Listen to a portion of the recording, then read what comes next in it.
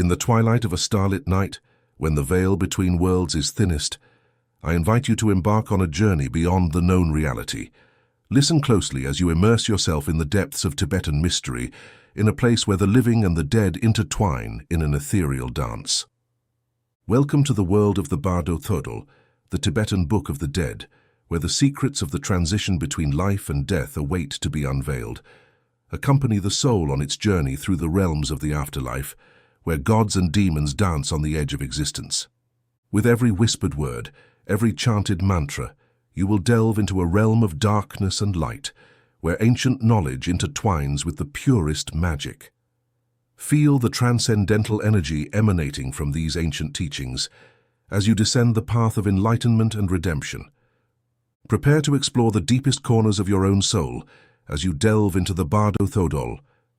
But beware, intrepid traveler, for on this journey, truth and illusion intertwine in an eternal enigma. Are you ready to challenge the limits of reality and uncover the darkest secrets of the universe? Then let the Bardo Thödol be your guide on this journey into the unknown. Prologue. Bardo Thödol, the Tibetan Book of the Dead, where the confrontation with reality during the intermediate state, liberation through hearing after physical death from meditation on the departure from peace and anger to the divine body of truth, the unlimited and enigmatic light to the divine body of perfection, lotus deities, peaceful deities, and wrathful deities to the incarnation born in the lotus panda, the protector of all sentient beings, to the gurus and the three bodies all bow down to that doctrine of liberation through hearing, whose goal is to grant spiritual freedom to unenlightened individuals while in the intermediate state between death and the next birth. This is divided into three parts: the preliminary, the substantial topic, and the conclusion, the transfer of consciousness. The first step is to master, through practice, the series of guides for emancipation. The highest intellects can free themselves with guidance, but if they fail, then they must perform the transfer of consciousness in the intermediate state, a way to achieve liberation by just remembering. Ordinary intelligence people should free themselves in this way, and if they fail, the correct path is, while in the intermediate state, to listen to the doctrine of liberation through hearing. The first thing the devotee must do is pay attention to the symptoms that gradually announce the arrival of death, following the text of self-liberation by observing the characteristics of the symptoms of death. Once all the death symptoms are completed, the devotee must carry out the transfer that provides liberation by just remembering the process. If the transfer is carried out successfully, there is no need for the entire bardo to be read. But if the transfer was not carried out optimally, then the entire text must be read clearly next to the corpse. If the body is not present, whoever reads the text must expose the power of truth by placing themselves on the bed or seat that the deceased used in life. After invoking the spirit of the deceased, they must imagine that they are no longer present, lending their ears to the text. Then the reading will begin. During this time, none of the mourners should be allowed to rush to weep or lament, as this is not a good sign for the deceased. When the body is present, upon cessation of breathing, the master of the deceased, a brother in faith, or a friend towards whom the deceased had genuine affection must approach, placing their lips close to the ear. They should read this entire text. This will remind the dying person of what their spiritual teacher has taught them, and they will instantly see the fundamental attainment of liberation. Recommendations for the officiant. If possible, offer an offering in honor of the triple gem. If you cannot do so, find objects on which you can concentrate your thoughts and create an offering in your mind. Worship in this way, and then recite 7 or 3 times the prayer of the path of good wishes, invoking the help of the Buddhas and Bodhisattvas.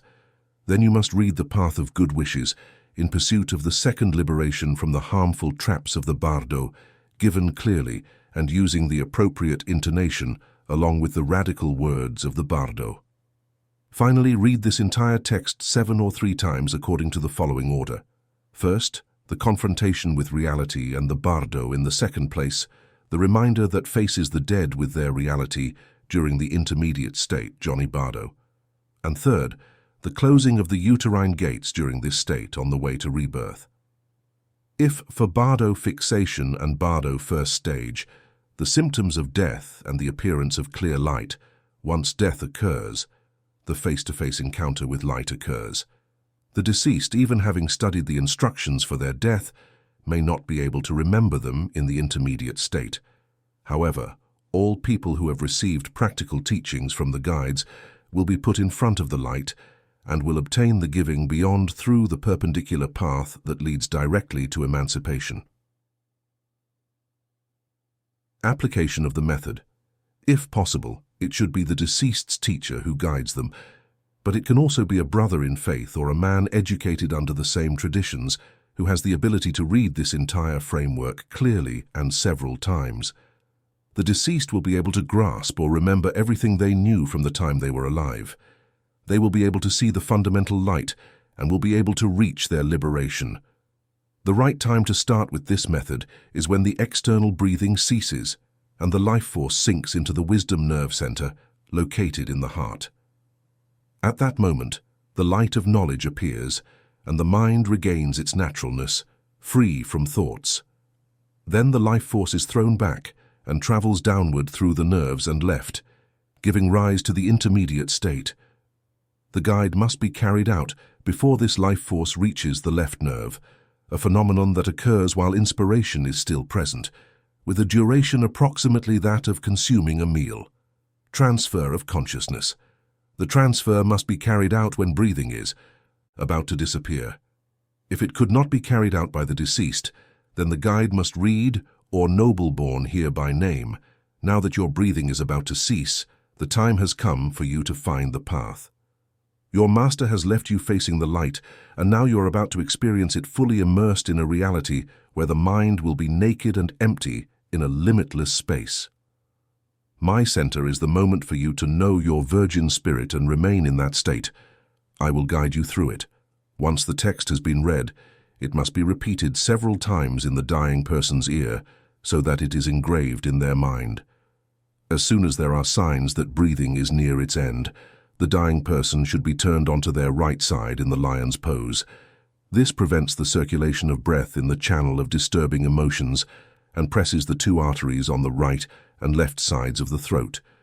If the dying person begins to fall asleep or seems to enter a dreamlike state, they must be prevented from doing so by gently but firmly pressing the arteries so that the life force cannot return to the central nerve and will exit through the Panama door. Now is the time to face the reality. It is the moment when all sentient beings experience the light of truth.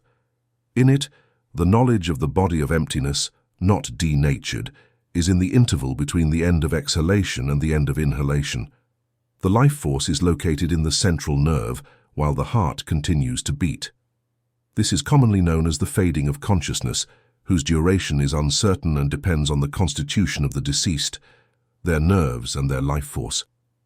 In people who have ever experienced the peaceful state of dawn, as well as those with healthy nerves, this state may extend for a prolonged period. During the face-to-face confrontation with reality, it must be repeated, but first explained, until a yellowish liquid flows from the corpse's openings. In those who did not lead a correct life, as well as those who do not have healthy nerves, the described state can extend like the snap of a finger. Other people may remain like this for as long as it takes to consume a complete meal.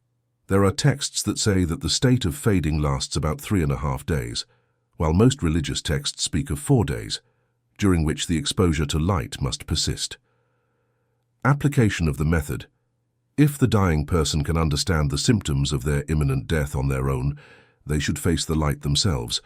However, if the dying person cannot understand what is happening to them, it will be their teacher, their brother in faith, or a good reader who will engrave the symptoms of death in them by repeating what follows.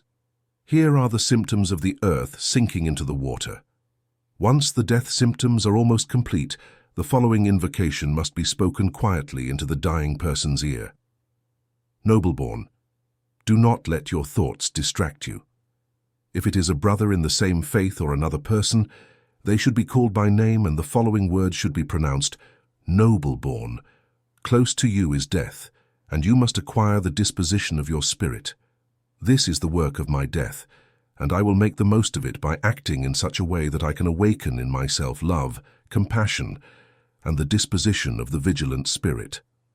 I would like to be able to reach perfect light and perfect Buddhahood by directing myself towards the unique perfection for the benefit of all sentient beings. Constructing thoughts in this way, and particularly if your desire is to use death for the good of all beings, it will be necessary to recognize the light in order to reach the sublime culmination of the state of the great symbol with it. Therefore you must say, I may not be able to understand it, but I will know it.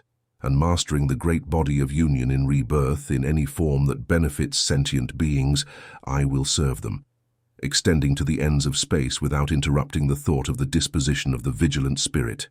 It is at this moment when the dying person must try to remember the religious teachings that were imparted to them during their life. By saying these words, the guide must place their lips close to the ear and repeat them clearly, leaving a mark in the dying person's mind so that they do not have a chance to stray and remain straight on their path. For this reason, after complete cessation of exhalation, the sleep nerve must be firmly pressed. Then, if the deceased is a lama or a person with more instruction, the following words will be engraved. Reverend, you are now experiencing the clear light. Remain in that state. If it is an ordinary person, the guide must say, O noble-born, and say their name. Listen to what I have to say. You are experiencing the glow of the clear light of pure reality. You must recognize it. Your current intellect, already completely empty and without forms that condition color, substance, or thought, empty to the most absolute naturalness, is reality and the whole good. The intellect itself, now completely empty but maintaining its existence in itself, is free from limitations and shines. It is the intellect itself and not the void of nothingness, the blessed consciousness, the Buddha, the whole wave, your consciousness now unformed and empty of all reality, and your intellect shining brightly, are two inseparable essences whose union is the Dharma state, the perfect enlightenment. Your consciousness, united with the great shining body, completely empty and luminous, has no beginning or end and is an enduring light. The Buddha dwelt. It will be necessary and sufficient for you to recognize the emptiness of your intellect in the Buddha state and to understand that it is your consciousness so that you remain with the mind in its divine state. Repeat this 3 or 7 times to help the dying person's mind remember the encounters with the light while they were still alive, aided by their teacher. This will also help them recognize their naked consciousness as the clear light and understand the union of themselves with the Dharmakaya and find liberation. Follow and Bardo, second stage.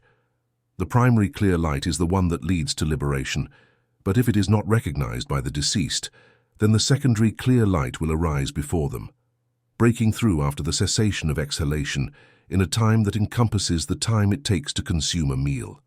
This is an inferior state of the Bardo. If karma is good or bad, the life force flows downward into the right or left nerve and exits through any of the body's openings.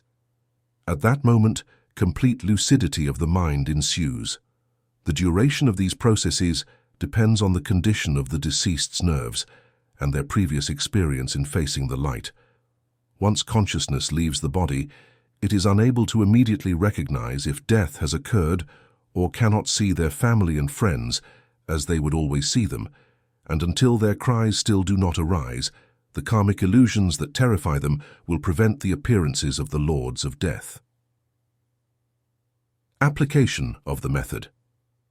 During this interval, the instructions must be followed, bearing in mind that there are people who are in a perfected phase of meditation, understanding the emptiness of everything, and others who are in a developmental phase, understanding that everything is divinity. Those who are in the perfected phase must be called by their name 3 times, while the previous directives are repeated to find their exposure to clear light. In the case of a person in the visualization phase, introductory descriptions and texts for meditating on the God they were devoted to must be read first. Then, your noble son, meditate on your own, tutelary deity. Do not lose your way and focus your mind on that deity. Meditate on it as it appears without being, like the reflection of the moon in the water. These are the words to teach death that will be engraved. If the deceased is an ordinary citizen, meditate on the great Lord of compassion. With these readings, even people who had no previous knowledge will be able to recognize their path in the Bardo without getting lost in their visions.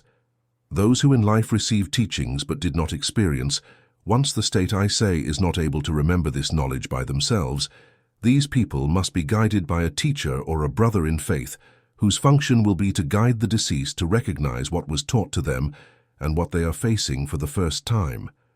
It will also be necessary to guide the search for clear light in those who, despite having had yogic experiences in life, suffered a violent illness that diminished the strength and capacity of their mind. Likewise, people who deviated from their teachings by breaking vows or being dishonest will be helped. It is preferable for the deceased to recognize the light. It is the first state of the Bardo. If this does not happen, they may encounter it in the second stage, a moment when they will awaken with science, with a clear reading that will lead them to liberation. In the second stage of the Bardo, the body has an illusory and bright nature.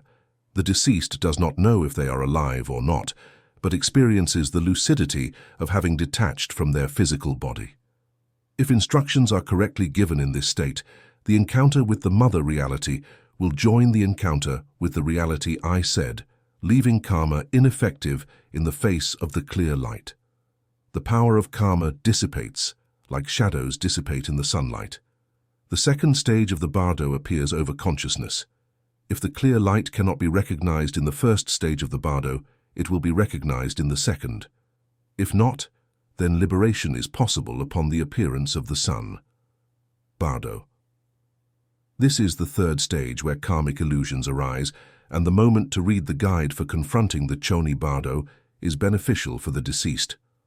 Once the food has been removed and the body stripped of its garments, and the place where they spent their agony cleaned, the deceased can hear the cries of those around them, but knows they cannot be heard by them. Thus, the deceased departs filled with sadness. In this stage, the deceased hears sounds of thunder and lights that terrify them. They feel lost and exhausted. Among these dreadful visions, so it will be necessary to guide them to the experience of reality by calling them by their name and explaining to them in a clear voice, "Your noble son." Remember that there are 6 states of uncertainty: the Bardo of the womb, the Bardo of the dream world, the Bardo of deep meditation, the Bardo of the moment of death, the Bardo during the experience of reality, and the Bardo of rebirth. It is now your turn to experience 3 of these states: the Bardo of the moment of death, the Bardo of the experience of reality, and the Bardo of rebirth. Of these, you have experienced so far the Bardo of the moment of death, but although the clear light appeared before you, you could not recognize it, and you must wander through the other 2 states from now on. You must listen to what I am about to tell you and remember it for your passage through them. The time of your death has come and you are leaving the world of the living. What is happening to you has happened to everyone, or will happen to them. Do not try to cling to this world, because you can do nothing, and the only thing you will obtain is to walk in this wheel. Do not feel attached to the world and be strong. Do not forget the 3 jewels, even if you feel fear upon entering the Bardo. Do not forget the words I am about to tell you next. Immerse yourself in their message and continue your journey, because in them lies the key to understanding. I will not fear when the uncertain experience of reality appears, since recognizing as projections of my own consciousness any of its visions, I will know them as apparitions in the Bardo, peaceful and wrathful deities that will be nothing but the result of my thoughts. I will remember this in the unique opportunity to reach the end. You must repeat these words, remembering their meaning clearly. In this way, you will be safe from feeling bewildered by the visions that appear before you, and you will be able to recognize them. Now that your mind and body are separated, you will see the absolute truth, reality shining brightly like a mirage in a meadow under the sun. Do not fear it. Do not be terrified when you encounter the light. You must recognize it, for it is the glow of your own nature. From the center of that bright presence, the sound of absolute truth will come to you, be it a thundering sound that you should not fear, for it is the sound of your own self, of your nature, of your own truth. You cannot fear or be terrified. The mental body you have now is protected from any harm. You no longer have flesh or blood. The appearances, the terrifying sounds, and the flashing lights cannot harm you. Everything that dawns upon you will be the product of your thoughts, manifestations of your own projections. What you see will be what you will know as the Bardo. If you are unable to recognize your own thought forms, it will not matter what your teaching was while you were alive. You will feel terror at the apparitions. You will be frightened and will not be able to recognize what you have before you. You will be doomed to samsara, caught in terror at the sounds, the lights, and the flashes. Johnny Bardo, encounter with peaceful deities, first day, noble-born. You remained the last 3.5 days without consciousness. When you can regain your thoughts, you will wonder what has happened to me. You must understand that you are in the Bardo, in the intermediate state. Everything around you seems strange now. The cycle of existence is different, and the apparitions you encounter will be deities of light. The sky will have a very deep blue color. The one who will approach you first from the central realm will be the one who spreads the seed, the Vagaban Birochana. You will see them seated on their throne of pale lion and holding a wheel with 8 rays, embracing the celestial mother, purified the aggregate of consciousness. The blue light of fundamental wisdom of the sphere of all objects of knowledge will appear brilliant, clear, and glorious from your eyes. It will project from the heart of Birochana, like the unity of father and mother, striking with a powerful light that will make you close your eyes.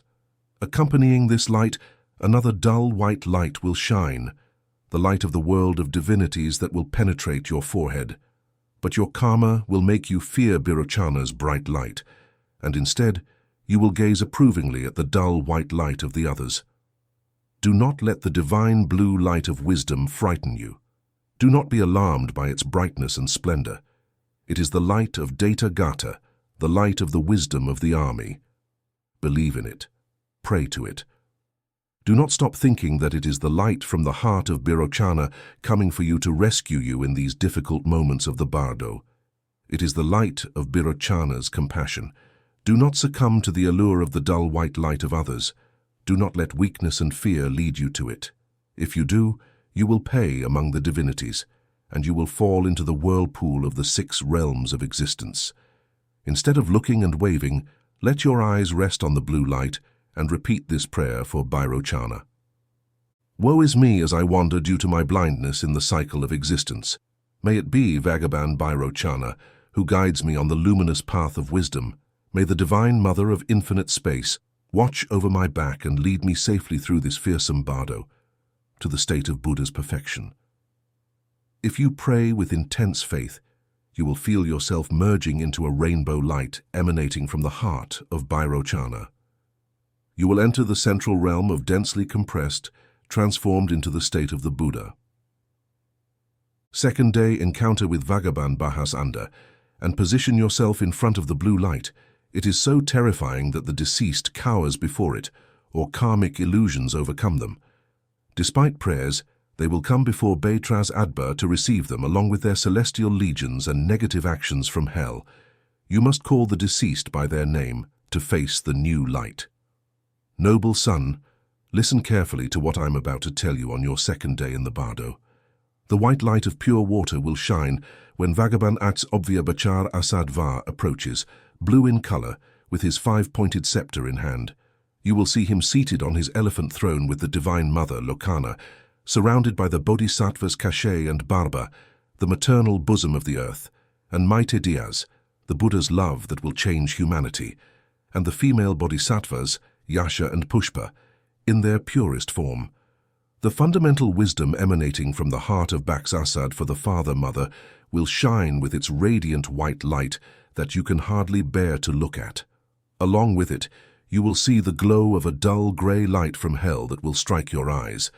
Anger and fear will make you desire to flee from the white light, whereas you will want to approach the dull light from hell. You must act without allowing the brilliant light of fundamental wisdom to frighten you. You must believe in it. It is the light of the grace of ultimate salvation. Think that your refuge is in that light, and pray to it. Vagaban Surya. Vite la Salva is before you to save you from the terrors of the Bardo. He wants to receive you. He extends his hand through his rays of light. Stay away from the grey light coming from hell that opens a path of anger and violence, the path of your accumulated karma. Falling into that light leads you to the worlds of pain and suffering. You cannot escape from there if you allow yourself to be tempted by the grey light of hell. You will lose your way to liberation, so do not look at it, and above all avoid anger which prevents you from finding the truth. Be strong and trust in the splendor of the white light. Pray with your heart to Bhagavan Vyas to Andar. Woe is me if I wander through existences due to my anger and self-hatred. May Bhagavan Bachara Sattva lead me on the path of fundamental wisdom. May the Divine Mother Lokana watch over my back, and may I be safely led through this fearsome bardo to the state of Buddha's perfection. If you pray with faith, you will be melted into a rainbow light emanating from the heart of Bhagavan Bachara Asattva. You will enter the realm of sublime happiness, where you will attain the medical state. Third day, encounter with Komba Daban Rana Sambada. It is possible that bad karma, pride or anger may prevent the deceased from taking the hand of compassion extended by the light of maximum samba to leave the bardo. If they flee from it, then Bhagavan Granla Sambagar and their legion of deities will present themselves to receive them, along with the path of light coming from the human world. On this day, the deceased must be called by their name and confronted with this apparition. Noble son, listen carefully to what I have to tell you. On your third day in the bardo, you will see the glow of pure earth as a yellow light.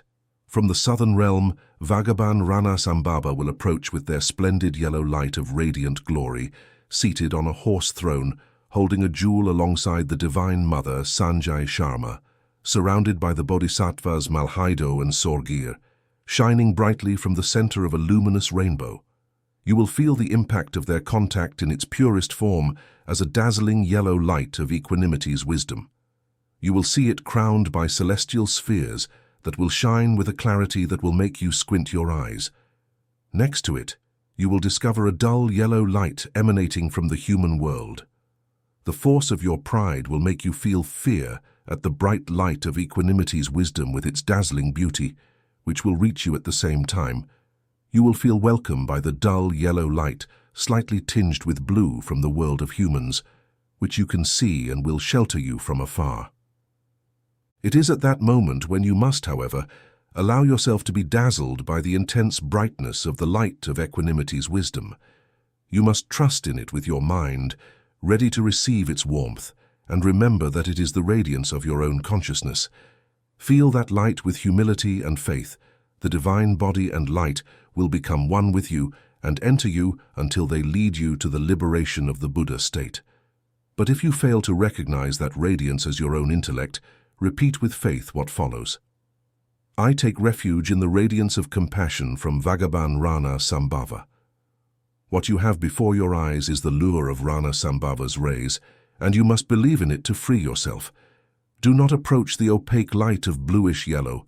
Do not be drawn to it. It comes from the world of humans, and in it, the vices of your pride accumulate, welcoming you.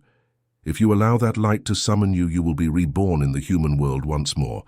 You will suffer sickness, old age, and death. That opaque light will trap you in the cycle of existence and will not let you escape from it, interrupting the path to your liberation. Do not look at it and leave your pride behind.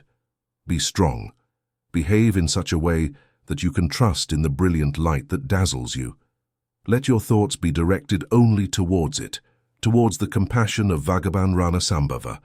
Pray, woe is me when I descend into samsara due to the violent power of my pride. May Bhagavan Rana Sambhava lead me on the bright path of equanimity's wisdom. May the Divine Mother of the Buddha's eye watch over my back, and may I be safely led through this fearsome bardo to the state of perfection of the Buddha.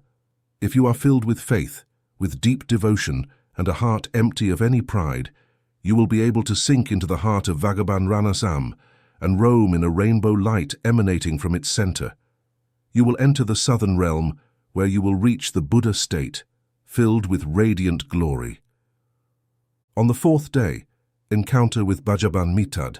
No matter how weak the consciousness of the deceased may be, their encounter with the deity will lead them to liberation. However, there may be people who have generated a great deal of bad karma, or who are unable to observe vows, or who have failed to demonstrate the ability to recognize the bright light placed before them. Bad karma may cause certain people to feel terrifying fear at the radiance and sounds, making them flee from what has come to save them. To these people who have not yet reached liberation, on the fourth day, Padmasambhava and their legion will appear, who will come to receive the deceased accompanied by the path of light of misery and attachment. Faced with this apparition, it will be necessary to confront the deceased so that they recognize the light that has come to free them. Noble son, listen carefully to what I have to tell you. On this, your fourth day in the Bardo, you will see the glow of the fire element in its pure state as an intense red light. From the western realm of happiness, Padmasambhava will arrive with its splendid red light. He will appear seated on a royal throne holding a lotus alongside the Divine Mother Dukamo. Also, the bodhisattvas Racing and Champagne, along with the female bodhisattvas Victima and Al-Ok, will shine brilliantly upon you from the center of a halo of light, with the colors of a rainbow. In your heart, you will feel the purest form of feelings as a red light of wisdom crowned by bright stars to reduce the dazzling glory emanating from the heart of the deity Father-Mother. It may be that you cannot contemplate it, and that you experience fear at such radiant light. But along with this red light that awaits you, another opaque one will also shine, coming from the Ashura, the realm of unhappy spirits. You will see it very close to the other, but you must not allow it to attract you. Abandon any feeling of attachment to this opaque red light. You will feel terrorized by the dazzling red light and will have a desire to escape its intense brightness. Instead, you will begin to experience an increasingly intense attachment to the other light, the opaque red light that comes from the Ashura. It is important that you be strong and recognize the radiant light. Let your spirit relax in it, trust in its power, and recognize it as part of your own luminosity. Even if you have not practiced devotion or uttered the prayer, you will be able to merge into that light and attain the state of enlightenment. If you are unable to trust the intense light, if you do not recognize it as part of you, now fervently repeat, I take refuge in the radiance of compassion from Bhagavan Amitabh. What you have before your eyes is the lure of the rays from the Ashura, and you must believe in it to free yourself. It is pointless to attempt to ascend because that light is part of you and will remain inseparable from your consciousness. Do not fear it, and do not let the opaque red light from the Ashura attract you. It is the path that builds your attachment and leads you back to the cycle of existences. Clinging to it will mean wandering through the realm of unhappy spirits, where hunger, thirst, and pain will be your companions and will distance you from liberation. Do not allow yourself to become attached to that opaque light. Instead, look with faith at the brighter one and focus your attention on praying to Bhagavan Amitabha. Woe is me when I descend into samsara due to the power of attachment. May Bhagavan Amitabh lead me on the bright path of wisdom that allows choice. May the Divine Mother in white garments watch over my back, and may I be safely led through this terrible bardo to the state of perfection. If you are now filled with faith, with deep emotion, and a heart empty of any pride, you will be able to merge into the heart of Bhagavan Amohasiddhi and roam in a rainbow light emanating from its center. You will enter the western realm of happiness, where you will reach the Udiko state, filled with radiant glory. On the fifth day encounter with Bhagavan Amohasiddhi, the confrontations with the deities that appeared to the deceased until that day must have liberated him. However, there are people who cannot leave behind their bad karma and their jealousy, which leads them to shut themselves off from the presence of the bright lights and to desire to flee from the sounds that approach to free them. Thus, these people continue to wander downwards through the bardo until this fifth day, where they are received by Bhagavan Amohasiddhi and his legion, who will come to receive the deceased, accompanied by the luminous path of malevolent passion of jealousy. Faced with this apparition, it will be necessary to confront the deceased so that he recognizes the light that comes to free him. Noble son, Listen carefully to what I have to tell you on this, your 5th day in the Bardo. You will see the glow of the air element in its pure state as an intense green light. From the northern realm of the glorious fulfillment of good deeds, Bhagavan Amo Hasidi will arrive with his splendid green light. He will appear seated on a harpy throne in flight, holding a four-headed back alongside the Divine Mother Dolma. Also, the Bodhisattvas Healer and Panamsa, along with the female Bodhisattvas Gandhi Ma and Minima, will shine brilliantly upon you from the center of a halo of light with the colors of a rainbow. In your heart you will feel the purest form of impulse as a green light of wisdom, of realization. You will see it reduced, dazzling, emanating from the heart of the Divine Father and Mother Amo Hasidi, and it may be that you cannot contemplate it and that you experience fear at such radiant light. But it should not be fear, since it is the wisdom of your own consciousness that presents itself to you. Let this light appear before your eyes. Contemplate it with infinite humility. But along with this green light that awaits you, another opaque one will also shine, coming from the Ashura, originating from feelings of jealousy. You will see it very close to the other, but you must not allow it to attract you. Abandon any feeling of attachment to this opaque green light. You will feel terrorized by the dazzling green light and will have a desire to escape its intense brightness. Instead, you will begin to experience an increasingly intense attachment to the other light. The opaque green light that comes from the Ashura realm will influence you with jealousy, in such a way that you will be drawn to this light. It is important that you be strong and recognize the radiant light. Let your spirit relax in it, trust in its power, and recognize it as part of your own wisdom. If you are unable to trust the intense light, if you do not recognize it as part of you, then think fervently. This intense green light is the lure of the luminous rays of compassion from Bhagavan Amo. Thus, it is my own wisdom. It is pointless to attempt to ascend because that light is part of you and will remain inseparable from your consciousness. Do not feel bitten, and do not let the opaque green light from the Ashura realm attract you. It is the path that your jealousy constructs and leads you back to the cycle of existences. Clinging to it will mean enduring the pains of fights, wars, and battles. Do not allow yourself to become attached to this opaque light. Instead, look with faith at the brighter one and focus your attention on praying to Bhagavan Amo. Woe is me when I descend into samsara due to the power of jealousy. May Bhagavan Amo Gazidis lead me on the bright path of wisdom that allows realization. May the Divine Mother watch over my back, and may I be safely led through this terrible bardo to the state of perfection of the Buddha. If you are now filled with faith, with deep devotion, and a heart empty of any pride, you will be able to merge into the heart of Bhagavan Amo Gazidis, and in a rainbow light emanating from its center, you will enter it, where you will reach the wood-child state, filled with radiant glory. 6th day encounter with the 5 medical families. Even if the consciousness of the deceased is very weak, by the end of the 6th day, he must have recognized himself in one of the deities that appeared to him, thus achieving his liberation. But it is possible that even faced with these lights that have come to save him, the deceased may not be able to be swayed by their compassion.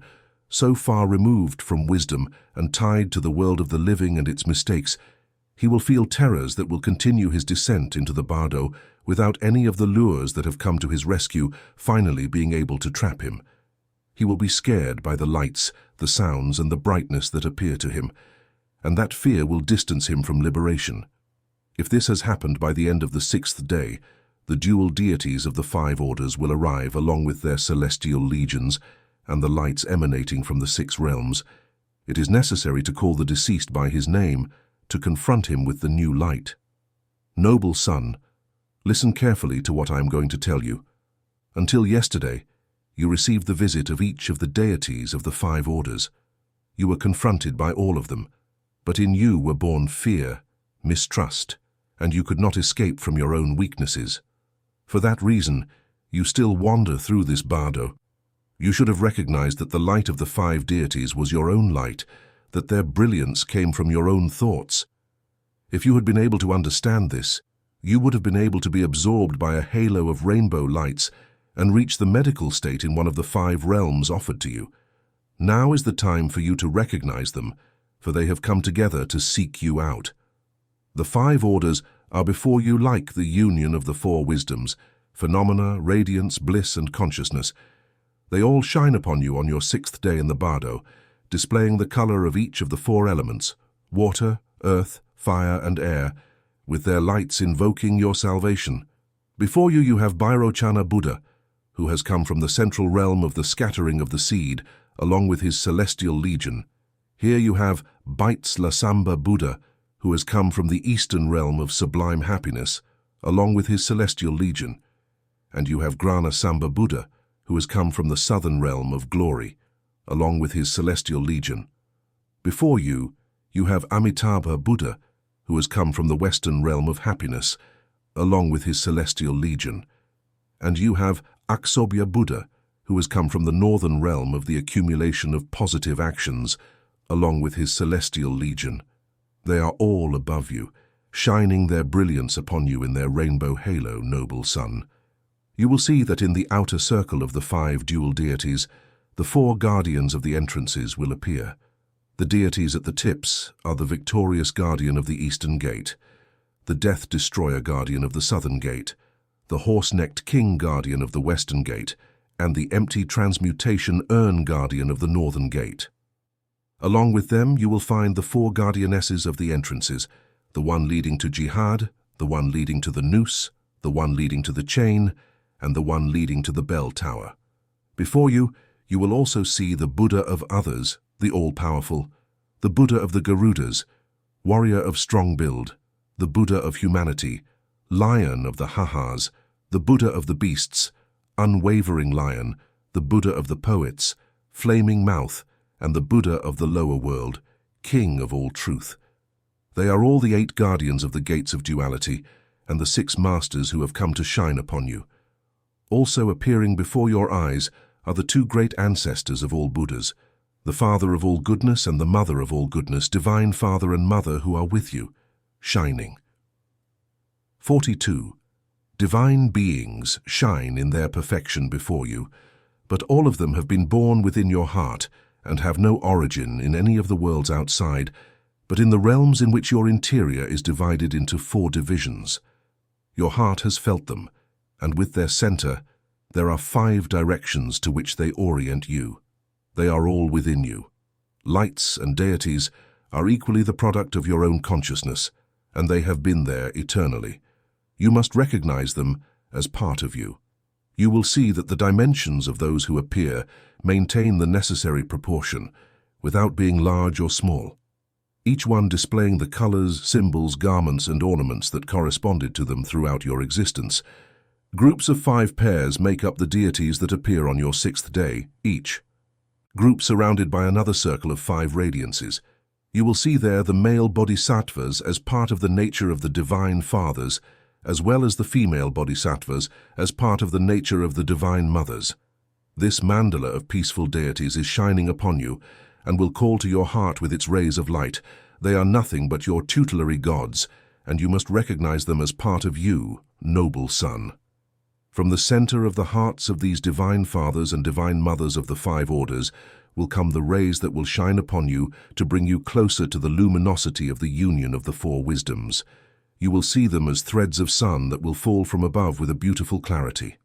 On that bright path, you will see the celestial bodies of blue color with their own luminosity, each one appearing before your eyes like an inverted turquoise cup, framed in smaller celestial bodies, all of radiant beauty. You will also see these crowned by another 5 smaller celestial bodies, adorned with 5 stars of identical, radiant, dazzling light. The whole path you will see will be adorned with these bodies and their satellites, both at its center and at its edges. Originating from the center of Padmasambhava, the path of white light in fundamental wisdom will illuminate with all its glory and magnificence of a dazzling white filled with glory. Around it, the planets and their satellites will radiate their light.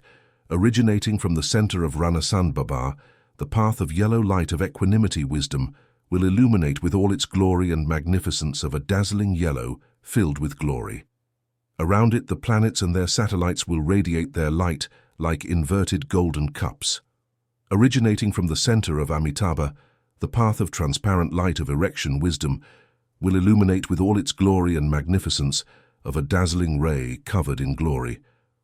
Around you, the planets will radiate their light like inverted coral cups, each emitting its wise light, each crowned with its satellites until it becomes a red path of light adorned by the celestial bodies in all their splendid beauty. The paths will open before your heart, and together they will shine like the stars in a clear evening sky. Noble son, understand that they are all the ray of your intellectual domains. They do not belong to any place but to your own consciousness. Do not be weak before them. Remain calm in contemplation, avoiding the formation of thoughts within you. Let your mind flow naturally. Only then can you merge into this mandala of deities and attain the state of judo. The path of the wisdom of the glorious fulfillment of good deeds will not shine upon you, because in your intellect it has not had enough space to perfect itself and shine upon you with the strength that the other wisdoms do. They are the lights of the union of the four wisdoms that you have before you, the origin of the inner path that converges in Baits Rasamba. Now is the time to remember the teachings your master imparted to face the deities. If you can keep your memory awake to recall your face-to-face encounter with their rays, then you will have been able to recognize that they are lights shining upon you as a reflection of your own inner light. You must have recognized and embraced it as part of yourself in order to believe in them and take refuge in their embrace like a child does in its mother's bosom. If you believe in the pure and unchangeable nature of truth, if you can have faith in it, then you will be the master of the state of meditation that flows calmly in complete unity with the cosmos. Thus fused in the body of the perfectly evolved intellect, you will have attained the Buddha state in the joyful body of the Samu Yoga-kaya, from where there is no return to the dualistic experience.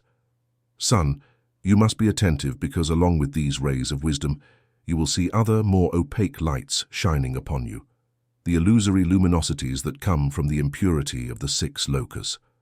They are the opaque green light of the Garudas, the opaque white light of the others, the opaque yellow light of humans, the opaque blue light of beasts, the opaque red light of the prendas, and the opaque grey light of the hells. The 6 lights will shine upon you along with the 6 rays of wisdom. Do not fear or allow any of them to attract you. If you are frightened by the brilliance of wisdom and cling to the lights of the 6 lokas, you will assume a body in any of these places where you cannot break free from the cycle of existence, trapped in the wheel of reincarnations with its pains and sufferings. Noble son, if you have not received from your master the teachings that allow you to recognize the brilliance emanating from the deities, you will feel fear of them and their wisdom.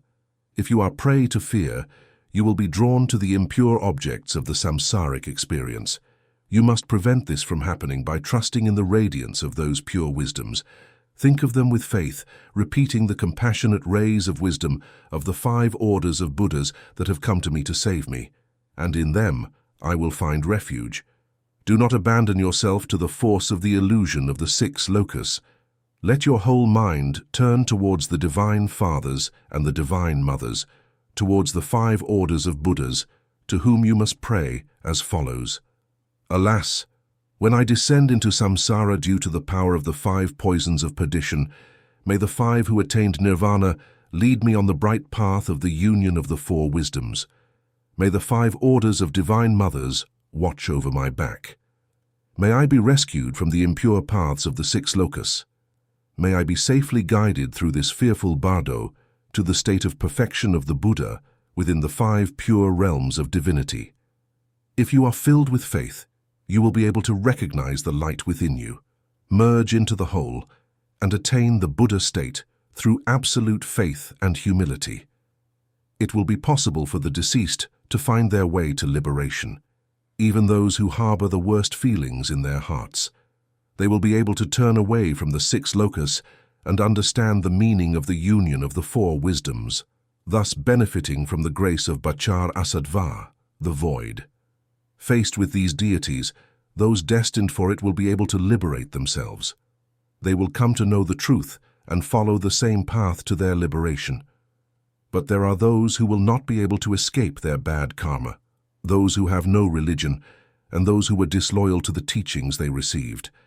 They may be confused by the appearances of the Bardo and unable to recognize the truth emanating from within themselves, continuing to descend through it. On the seventh day, encounters with the holders of knowledge occur. On the seventh day of the deceased, lost within the Bardo, they will come before the first of the knowledge holders, originating from the paradisiacal realms of sanctity, while also serving as a guarantor in an open breach leading to the world of beasts, the result of passions and idiocy that cloud the soul. It is then that the deceased must face these visions. Noble son, listen carefully to what I have to tell you. On your seventh day in the Bardo, the brilliance of various colors will come to you from the purest propensities. At the same time, one of the knowledge-holding deities will appear before your eyes, originating from the paradisiacal realms of sanctity. In the center of the circle will shine a dazzling rainbow where the supreme knowledge holder, the lotus lord of the dance, will illuminate. This supreme knowledge holder develops the fruits of karma in a radiant mirror of tones from the red arm of the Divine Mother, Red Jean, holding a crescent-shaped knife and a blood-filled skull, moving his figure while raising his right hand in fascination. In the east of the same circle will shine the knowledge-holding deity who resides in the land of dazzling white color, adorned with a radiant smile, embraced by the Divine White Mother, Dakini White, holding a crescent-shaped knife and a skull filled with blood, moving her figure while raising her right hand in fascination. In the south of the same circle will shine the knowledge-holding deity of dazzling yellow color, adorned with a radiant smile embraced by the Divine Yellow Mother, Tathagata Yellow, holding a crescent-shaped knife and a skull filled with blood, moving her figure while raising her right hand in fascination. In the west of the same circle will shine the deity of the great symbol of knowledge-holding, of dazzling red color, adorned with a radiant smile embraced by the Divine Red Mother, holding a crescent-shaped knife and a skull filled with blood, moving her figure while raising her right hand in fascination. In the north of the same circle will shine the deity of self-evolution, a knowledge holder of dazzling green color, drawing a smile on her face, embraced by the Divine Green Mother, holding a crescent-shaped knife and a skull filled with blood, moving her figure while raising her right hand in fascination. Surrounding these knowledge holders located in the outer circle will come flocks of Daphnes to receive the faithful and punish those who have not been faithful. These are the Kninis, who come from the 8 sites of cremation, the Latinas of the 4 classes, the Kninis of the 3 abodes, the Kninis of the 30 holy places, and the 24 sites of pilgrimage. Legions of soldiers, gods and heroes will appear, both male and female, all adorned with the 6 bone decorations, holding their femur trumpets and shaking their skulls, waving banners of human skin, incense of human fat, flags and pennants of human skin, and all kinds of elements that will come with their sounds to the ends of the universes, thus liberating the worlds in a dance of music made by these appearances. A vision that will shake the intellect and thrill its nerves. Noble son, before you will appear gleams of 5 colors emanating from the wisdom of the born-along recognition, which are nothing but the pure propensities vibrating in their flashes of glory. These will be presented from the center of the 5 knowledge-holding deities as threads of lightning-like colors, magnanimous owners of a brilliance that no eye will be able to bear. Along with these gleams shining in wisdom, you will see an opaque light originating in the world of beasts. It is possible that the karmic tendencies existing within you may make you afraid of the 5 colors and feel an urgency to flee from them. At the same time, you will experience a warm attraction to the opaque light emanating from the world of beasts. However, you must remember that the bright light of wisdom is part of your own intellect. You must recognize the 5 colors as arising from within yourself, and not feel terror at the sight of the rays emanating from the gleams. The thunders of truth will reach your ears like a distant voice that fills you with fear. But once again, they are sounds that come from within you, and you should not fear them. Do not escape from the thunder even if you hear terrifying words in its mantras. Wait. Recognize they are part of you too. Disobey any attraction you may feel for the opaque light emanating from the world of beasts. If you fall into that world, you will be a slave to idiocy and suffer the consequences of your servitude. You will feel incapacity, lack of ideas, idiocy, and a deficiency of any language. You will not be able to escape until a long time has passed. Stay away from the attraction you may feel for that opaque light, and instead stand facing the brilliance of 5 colors and their glorious magnificence. Let your mind focus on the radiant beauty of the knowledge-holding deities. Do not distract yourself while thinking of them. These are the cities of knowledge holders that have come to me from the paradisiacal realms of sanctity. It is to the heroes, the Piragenes, that I plead not to let my descent continue. I have not been able to recognize the 5 orders of the Buddhas of the 3 times, who have cast their hooks to rescue me, and I still wander through this bardo without being able to free myself. May the knowledge-holding deities take pity on me and transport me to their realm. With this thought fixed in your mind, you must act as follows. Woe is me when I descend into samsara due to intensified propensities. May the legions of knowledge-holding heroes guide me on the bright path of self-evolving wisdom. May the Agni's legions watch over my back. May I be rescued from the traps of the bardo and safely led to the paradisiacal realms of sanctity. If you are full of faith and in complete humility, you will merge into a rainbow halo in the hearts of the knowledge-holding deities, and you will be able to be born into the purity of the paradisiacal realms of sanctity. No one fails to leave the bardo after the arrival of these deities. All people, even those who harbor bad thoughts due to their karma, will have been able to recognize in this visit their opportunity for salvation. Here the confrontations with the peaceful deities of the sound bardo end, as well as the confrontations with the clear light of the female and male bardos, as explained in that grand whole. Now it's time to explain the appearance of the wrathful deities in the previous stage of the bardo. 7 moments placed the deceased facing the peaceful deities, and in each of them he should have recognized the light that would lead him to his liberation. Recognizing the light allows the liberation of crowds of people, but even so, it is not enough. There are many sensitive beings, and bad karma is abundant and powerful. Darkness advances incessantly without accelerating the wheel of ignorance and illusion. Karmic tendencies hold the force of long time. Regardless of everyone having their chance to face the lights that will rescue them, very few will recognize them, and many will continue their descent through the bardo from the 8th day onwards after the disappearance of the peaceful deities and the knowledge-holding deities. These people will receive the visit of the wrathful deities. These are the same deities taking another form. Now they will be enveloped in fire, full of wrath, bloody. In total, 58 deities will appear, whose appearance varies according to their origin. Despite being the same deities, they do not resemble the previous ones. In the bardo of the wrathful deities, terror will make recognition increasingly difficult. It is possible that the intellect will faint, unable to achieve independence. However, that fear will, in turn, make the mind focused on a single point, unable to think of anything else. For this reason, although fear may hinder recognition, it can also facilitate it by directing the thought in such a radical way. Upon reaching this moment, nothing will be of use if there is no prior religious teaching or if this whole is not read. While listening to their words may be lost like a raindrop in the tide, without them there will be no possibility of liberation. It is possible that even the most educated men familiar with religion and metaphysics will not be able to successfully navigate this stage and continue their journey towards the cycle of a new existence. If this happens to the most prepared men, it will be easy to imagine the fate of ordinary people.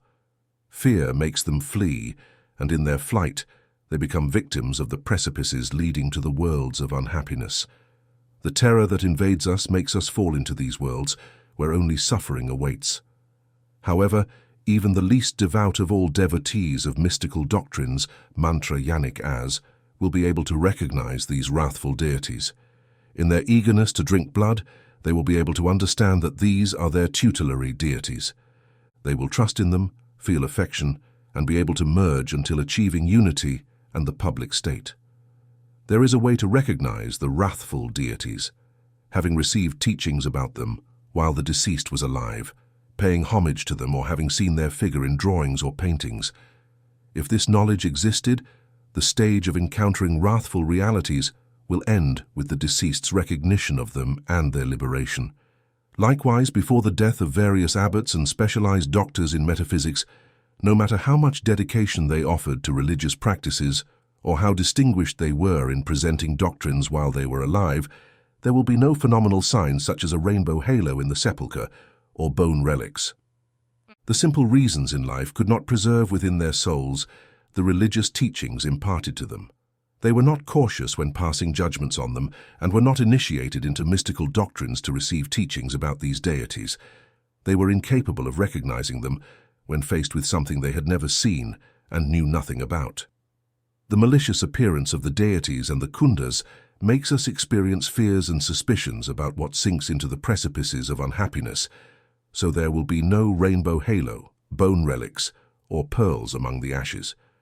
However, if even the least devout of all devotees of mystical doctrines, mantra-yanikas, keeps in their memory the mystical doctrine received, no matter how inadequate their tributes and reverences were, phenomena such as the rainbow halo, bone relics, or images will occur in their tomb upon their death. This is why the teachings of this grand whole must accompany the death of abbots, philosophers, and men who have not been faithful to their vows, as well as for common people. On the other hand, those who have been able to meditate on the great perfection and the great symbol are capable of truly recognizing the fundamental clear light of the moment of death, thus obtaining the body of emptiness without the need to read this whole. By recognizing the clear light, they can also recognize the peaceful and wrathful deities presented in the sound bardo, thus achieving their body of emptiness, or they will attain absolute truth during the silver, obtaining the body of emanation, or they may be reborn in higher stages of existence, finding the doctrine in their next rebirth to continue with the instruction they held until the moment of their death. Thus, karma's continuity is enjoyed through this whole. The medical state can be achieved without meditation. Its doctrine is the teaching that liberates through listening, the teaching that guides people of bad karma on the secret path, the teaching that recognizes the difference between initiates and non-initiates, a doctrine that leads to the clear light and its enlightenment. There are no sentient beings who can fall into unhappy worlds if they are exposed to these teachings. Liberation through hearing, as well as liberation through mantra recitation, can be combined like gold and turquoise in the forms of a mandala. So, the next step is to confront the deceased with the wrathful deities of the 8th day of the bardo. On the 8th day, the encounter with the Buddha Henuka must take place 3 times. The dead must be called by their name. Then it must be said, "Noble son, listen carefully to what I have to say to you. You are unable to recognize the radiance of the peaceful deities and have descended through the bardo to reach this, your 8th day. It is now when the wrathful deities and kundas who feed on blood will come before you, and with their light you must recognize them. This time, noble son, from within your brain will arise the great Buddha Jirga, filled with glory. With his 3 heads and 6 hands, supported by the 4 feet, you will see him in dark brown color, but his head on the right side will be white, his left head will be red, and his middle head will be brown. You will see gleams emanating from his body, feeling the favor of his gaze with 9 enormous eyes, eyebrows like lightning, open jaws with sickly breath and bright red hair. You will experience fear at his heads, from which dried skulls will hang, symbols of the moon and sun. You will see black snakes around his neck, a wheel in the first of his right hands, a sword in the middle hand, and an axe in the last of his hands on this side. In his hands, on the left side, you will see him holding a bell in the first, a skull in the middle, and a plowshare in the last. His body will be supported by the embrace of the Mother Buddha Kroti Saurimo, his right hand closed around Ziruk's neck, his left hand placing a shell in his mouth. You will hear a thunderous roar emanating from this encounter. You will see flames of a fire made with the wisdom of the deities, standing together with one leg stretched and the other bent, supported by eagles, by bones. But you must not be frightened. Even if fear is what you feel, you must understand that the image you see comes from your intellect, which is none other than the Father-Mother Bhagavan Bhairocana.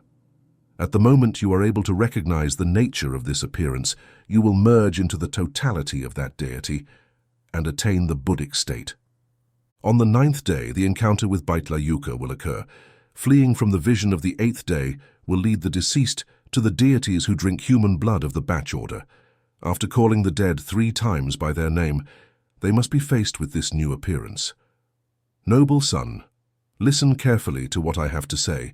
You will see before you on the 9th day Bhagavan Bakhla Uruka, who will emerge from the east of your brain, a blood drinker of dark blue color, with its 3 faces, 6 hands, and 4 feet. It will come towards you, holding a dorje in the first of its right hands, a skull in its central hand, and a battle axe in the third. In the first of its left hands, it will hold a bell, a skull vessel in the middle, and a plowshare in the third. You will see its body given by the mother Bait Kroti Sorimo, with its right hand closed around his neck, the left hand giving him a shell soaked in blood. This image will emerge from your brain and shine before you, but you must not be frightened. Even if fear is what you feel, you must understand that the image you see comes from your intellect, which is none other than the Father-Mother Bhagavan Bhairasattva. At the moment you are able to recognize that they are tutelary deities, you will merge into them completely and attain the Buddhic state. 10th day encounter with Frog Yucca. If the deceased cannot recognize them because the darkness left by their misdeeds is excessive, and they need to escape from that vision, gripped by terror, on the 10th day, one of the deities who drink human blood of the Gem order will appear before them. After calling the dead 3 times by their name, they must be faced with this new appearance. Noble son, listen carefully to what I have to say. You will see before you on the 10th day Frog Yucca, drinker of human blood of the Gem order, emerging from the southern part of your brain, appearing before you in dark yellow color, with its 3 faces, 6 hands, and 4 feet. The face on the right will be white, the face on the left will be red, and the middle face will be dark yellow, surrounded by flames. It will come towards you, holding a gem in the first of its right hands, a trident-like staff in the middle, and a staff in the last of its right hands. In the first of the left hands it will hold a bell, a skull vessel in the middle, and a trident-like staff in the third. You will see its body embraced by the mother Frog Kroti Sorimo, its right hand closed around his neck, the left hand placing a shell soaked in blood in his mouth. This image will emerge from your brain and shine before you, but you must not be frightened.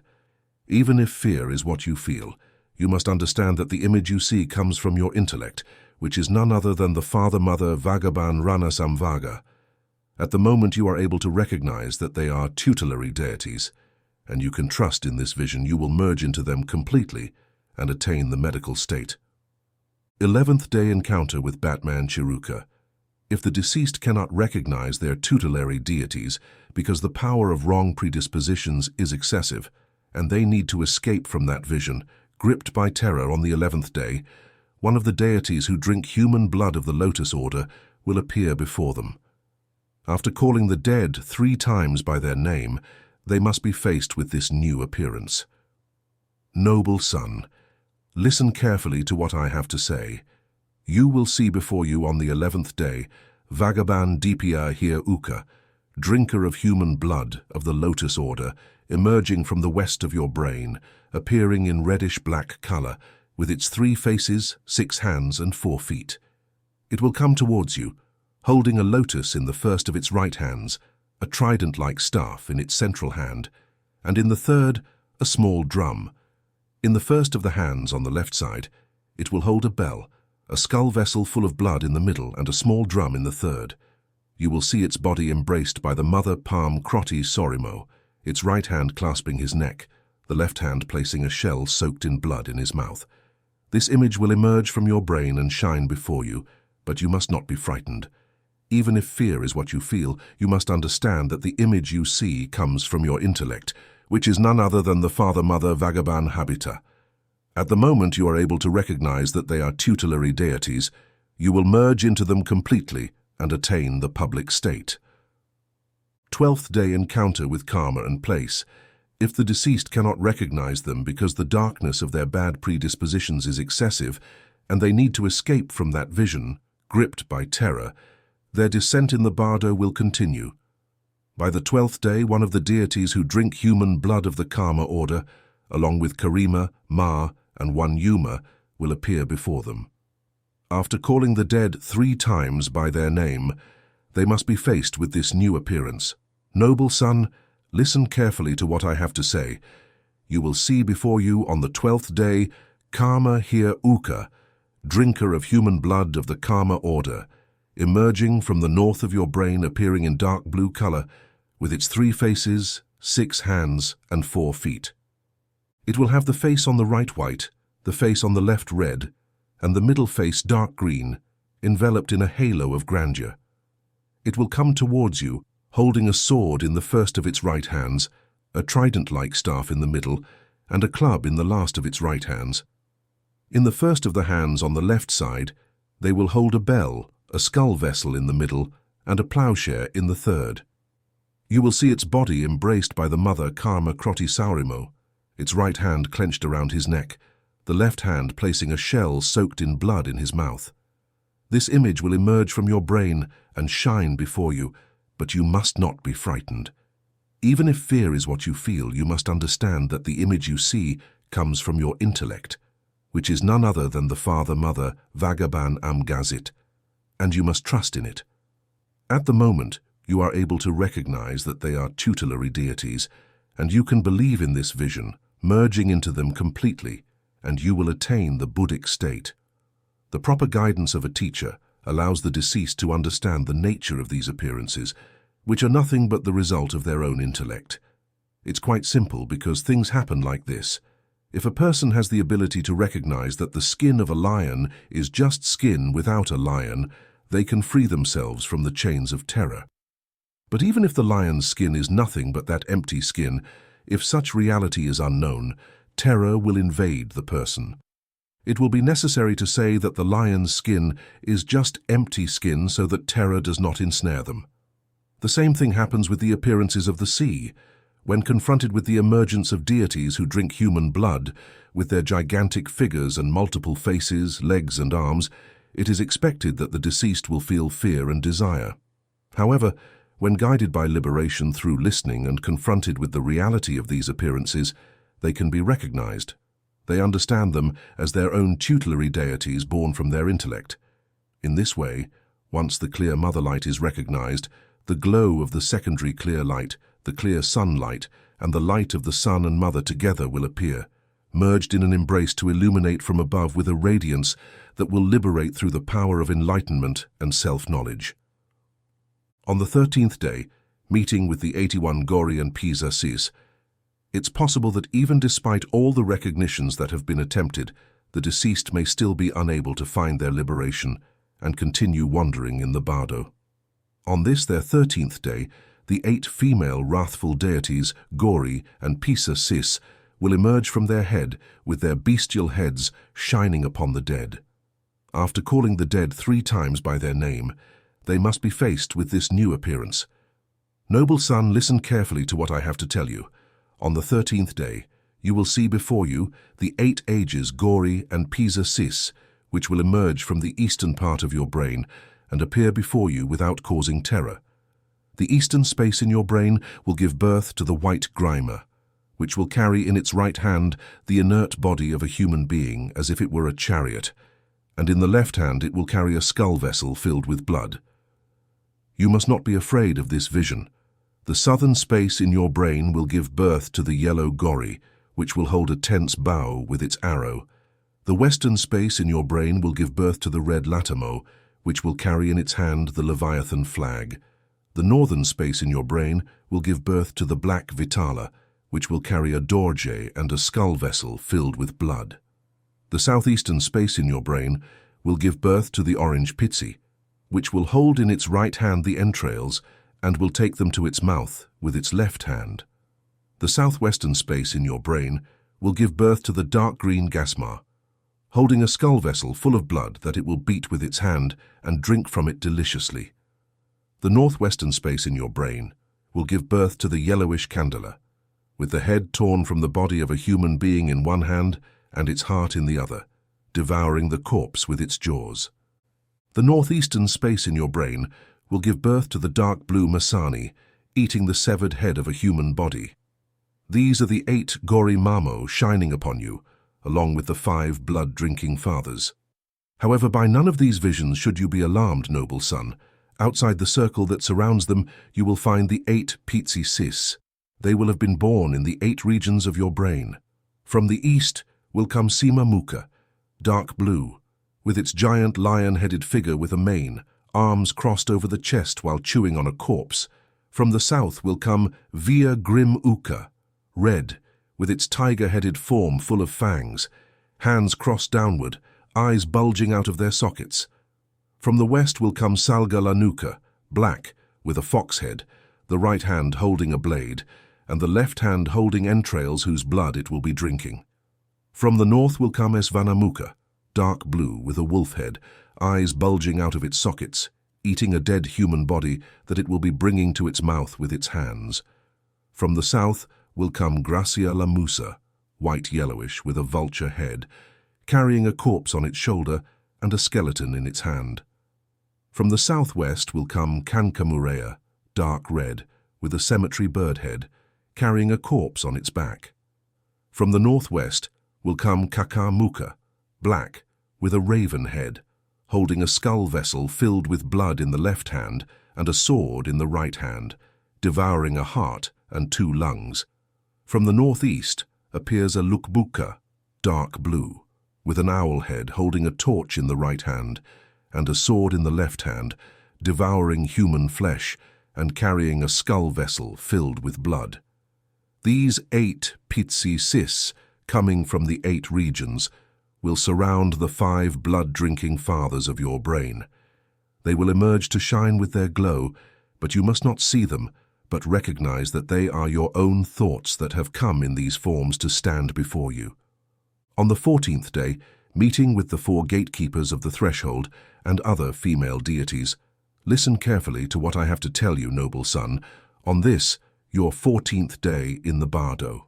It will be the 4 gatekeepers of the threshold who will emerge from within your brain to illuminate you with their glow. From the eastern part of your brain will even come the white goddess of the hook, with her tiger head holding a long staff. They will have a skull vessel filled with human blood in their left hand. From the southern part of your brain will come Pasa, the yellow goddess with a pig head and a rope. From the west, tailless, will come Gargara, the red lion-headed goddess holding an iron chain. From the north will come Ganta, the green snake-headed goddess with a bell around her neck. The 4 gatekeepers of the threshold will be born in your brain and will shine before you for you to recognize them as your tutelary deities, noble son. Now, it will be the 28 female deities of many heads who will appear around the 30 wrathful deities, the Jirgas emerging from your brain and wielding various types of weapons. You must not fear them. Everything you see shining is nothing but a projection of your thoughts, your own intellectual faculties that manifest before you. Now is when you must remember more than ever the teachings of your master. From the east, you will see arriving the 6 Raksas and Morana, with their dark and brown yak heads, holding a vajra and a skull vessel. The orange snake-headed Vi will carry a lotus in her hand, the great leopard-headed goddess with a trident, Nabil, and the monkey-headed blue goddess carrying a wheel, Kumar, the red virgin polar bear-headed goddess with a spear, Andra Ni, and the white bear-headed goddess carrying a knot of entrails, Andra. The 6 eastern deities will emerge from your brain to shine upon you, but you must not see them.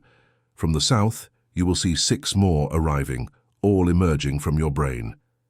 Manchara, the yellow bat-headed goddess carrying a scalpel. Hunti, the red, and the Pacific sheep-headed goddess holding a vessel. Amara, the red scorpion-headed goddess carrying a lotus. The white one will have the moon, hawk-headed with sweat in hand. The dark green Anda, the staff-headed fox carrying a cudgel. Ratsa, the dark yellow tigress-headed ogre, carrying a vessel filled with blood in hand. Do not be intimidated by these appearances. From the west, you will see another 6 arriving, all emerging from your brain. Maxim, the dark green devourer, vulture-headed, carrying a staff in hand; Rip, the red goddess of pleasure, horse-headed, carrying a dead human body; Maya Bala, the vigorous eagle-headed with a cudgel in hand; Raksas, the dog-headed, and the yellow one holding a corpse and a knife with which she dismembers bodies; Kama, the red goddess of desire, with a crane head, bow drawn in hand, an arrow aimed; and finally, the treasure guardian, deer-headed Basura, the dark green one with an urn in one of her hands. From the north, you will see another 66 Varys arriving, all emerging from your brain. The blue Ibi, goddess of the wind, with her wolf head and a standard in her hand; the red Nadi, goddess woman, sheep-headed, with a stake in her hand; the black Baraja, pig-headed, carrying a necklace of fangs; the red Basri, raven-headed, carrying a child's corpse, lips, a Maya, and the large nose; the dark green one with her elephant head and dragging a corpse from which she sucks its blood; the blue Ba, a feeble water goddess with her snake head and a necklace made of snake bodies. Do not be intimidated by these 6 appearances that will shine upon you, noble son. Also, the 4 and Spanish generators of the threshold will emerge from your brain. From the east, the white Bara, head of a climbing bird, carrying an iron hook with which she will try to liberate you from the PSUV. From the south will come the yellow buck, goat-headed with a lasso in hand. From the west, the red buck, lion-headed, holding an iron chain. From the north, the dark green, snake-headed with a bell. The 40-hour threshold will appear before you, born from your brain, and you must recognize them and the 28 deities that will rise as a result of the power of Padmasambhava, of the 6 Chiruksha deities that you must also recognize, noble son. From the body of emptiness emerge the peaceful deities for you to recognize the spirit of emptiness without any limit. From the body of joy emerge the wrathful deities, bringing the lucidity that is in your spirit. You must recognize them. If you can recognize that the 58 blood-drinking deities are projections of your intellect, you will be able to merge into the entirety of these deities and attain the Buddha state. Final words of the first part. Noble son, not recognizing these appearances and fleeing from them out of fear will lead you to pain and suffering. The blood-drinking deities can be terrifying if you cannot understand that they are projections of your own intellect. You may lose consciousness and wander through the cycle of existences. However, understanding the illusory nature of such appearances will keep you safe from fear, and you will be able to rescue yourself from samsara. Do not be terrified by the size of these deities. The largest of them have bodies as large as the skies, the intermediates are the size of Mount Meru, and the smallest can be as large as 18 times your body. You must always remember that everything you encounter in the vast and terrifying bright sea is nothing but an image originating from your intellect. If you can reach this understanding truly, if you can understand the nature of these deities, then you will attain the Buddha state. You must remember the proverb that says, "To the Jewish state one arrives in an instant." If you can remember all this, you will be able to unite with the entirety in the glow of the Kalas. You must see everything in the Bardo, remembering that although there may be terror in the appearances, they are forms of your own thoughts that should not frighten you. If you fail to recognize and succumb to horror, the peaceful deities that have visited you will return to shine before you in a unique form, and the wrathful deities will do the same, appearing united as the Lord of Death. Transformed thought into illusions, you will have to lose yourself in the cycle of existences, noble son. Even if you know the sutras and the tantras precisely and have been a faithful devotee of your teacher's teachings, your inability to understand that the apparitions arise from your own thoughts will prevent you from attaining the Buddha state. In contrast, you can disregard all teachings, and if you can understand that it is the product of your intellect, that understanding will suffice for you to attain your freedom. If, at death, you are unable to recognize the nature of the visions, the deities that make up the Lord of Death, as vast as the skies, the largest of them equal to Mount Meru, the intermediates towering over you 18 times, and the smallest appearing before you and taking over every corner of the world, You will see them biting their lips with fangs, eyes bloodshot, hair on top of their heads, pronounced abdomens and narrow waists.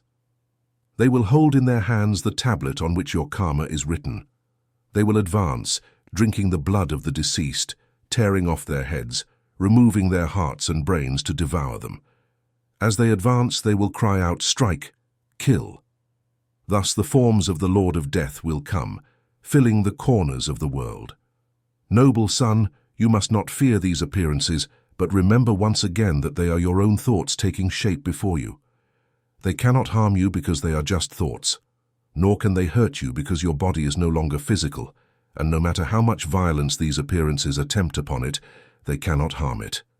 Your body is now a mental body of the proportions of your karma, so it doesn't matter if it is severed. It is an empty body that will not be harmed. Both your body and the bodies of the deities that are part of the Lord of Death are actually an illusion arising from your intellect, so being immaterial, they can harm each other. Nothing truly exists. Nothing is physical. There are no peaceful and wrathful, blood-drinking female deities, nor are there thunderbolts, cries, lights in the CDC hours, corpses and skulls filled with blood. There is no doubt that none of this is real. It is all a product of your intellectual faculties. If you can know this, if you can keep it in mind when they become flesh before you, you will not experience fear, and you will be able to attain the Buddha state by merging into the whole. If you can recognize and trust what you are capable of understanding, if you can feel love for your tutelary deities, the fruit of your intellect, and be received by them, who have come to save you from the darkness of the Bardo, then repeat and remember the triple gem, trusting it, showing true love. Now is the time to remember your tutelary deity, whoever they may be, and call them by name to say in a prayer, "Woe is me, wandering through the darkness of this gloomy Bardo. Liberate me, come rescue me with the power of your grace, my precious tutelary deity." Next, invoking your teacher by name, tell them in a prayer, "Woe is me, descending through the darkness of this gloomy Bardo. Liberate me, come rescue me with the power of your grace, my precious teacher." With the same faith, you must offer a prayer to the deities who drink human blood, saying, "Woe is me, descending through the darkness of this gloomy Bardo, due to the onslaught of karma's illusions. On this abandoned path of light, abandoned to terror and horror, let the legions of Magavents, the peaceful deities, and the wrathful deities guide me. Let the legions of female deities, the mistresses of all knowledge, protect my back and rescue me from the ambushes of the Bardo, freeing the path ahead of me to attain the state of awakening, freed from the bonds of samsara into the playful state of enlightenment, now that I am alone and lost without any of my loved ones, without that to which I was attached in life. When the images of my intellect project in front of me, may it be the Buddhas who liberate me from terror through the power of their grace, rescuing me from the Bardo. At the moment when the 5 bright lights of fundamental wisdom shine upon me and their eruption, may I be able to recognize them without feeling fear. At the moment when the peaceful and wrathful deities present themselves before me and shine upon me in their majesty, may I comprehend the nature of the Bardo through the use of convictions. At the moment when my bad karma leads me to suffering, may the tutelary deities rescue me from that pain. At the moment when the 1,000 truths of absolute truth resound, which has transformed for me into the sound of the 6 syllables. At the moment when my bad karma entraps me in this Bardo, may the gracious, compassionate one protect me in these moments when I traverse this Bardo due to the mistakes I made. May it be the clear light that shines upon me, in which I merge with the whole so that the 5 elements do not harm me, and may I be able to contemplate the realms of the 5 orders of the enlightened. The prayer must be said in complete faith and humility. Once pronounced, fear will disappear completely, and it will be possible to attain the Buddha state in the body of joy. The prayer should be repeated 3 to 7 times with utmost attention. No matter how bad the karma one carries, liberation is impossible if the light is recognized. However, in certain cases, recognition may not be achieved, and therefore, towards the end of the Bardo, many illusions can confuse the deceased. Regardless of whether one had a deep religious education or not, it is likely that they will find themselves lost without the possibility of remembering the teachings their teacher imparted while alive. For this reason, reading this text that liberates through listening is crucial. However, it is more likely that those who have had experience in meditation will be able to recognize the clear light when consciousness detaches from the body. Those who meditate frequently during their life will have already understood the nature of their being, so they will not be lost during the Bardo, and will be able to use their passage through this state for the liberation of their karma. In turn, meditation in life in its more advanced stages on the deities of the mystical path of mantra will be very useful at the moment of entering the Bardo, especially when the appearances of peaceful and wrathful deities arise. For these reasons, this text should be read, understood, memorized, and retained in life. The reading should be repeated as many times as necessary to always keep it in memory so that its teachings are not forgotten, even with 100 executioners behind one. Even the most mistaken ones, those who have committed the 5 extraordinary sins, will find their liberation in this text through listening. Therefore, it will be an obligation to read it to the masses to make it known. A single hearing will suffice to remember its teachings clearly in the Bardo, as the mind becomes 9 times more effective there. Everyone inhabiting this world should know what this text has to tell them. All the sick should know its words. The dead should be vigilant in listening to this liberation. Fortunate are those who access this knowledge. And although only those who lived appropriately and know the truths explained here will be able to understand all that is said, it is enough to have faith in these words to attain liberation. This is the doctrine of all doctrines, and thus the encounter of the deceased with the clear light at the moment of experiencing the reality of the Bardo, whose objective is to reach the recognition of one's own essence and thus achieve liberation, has ended. For the Bardo's first stage, humble homage is paid to the deities united with the tutelary ones and the gurus, acting so that liberation comes in the Bardo. In the Great Bardo, barely before was the sonic Bardo taught. The Sipa Bardo, in contrast, is now shown as a vivid reminder of the body.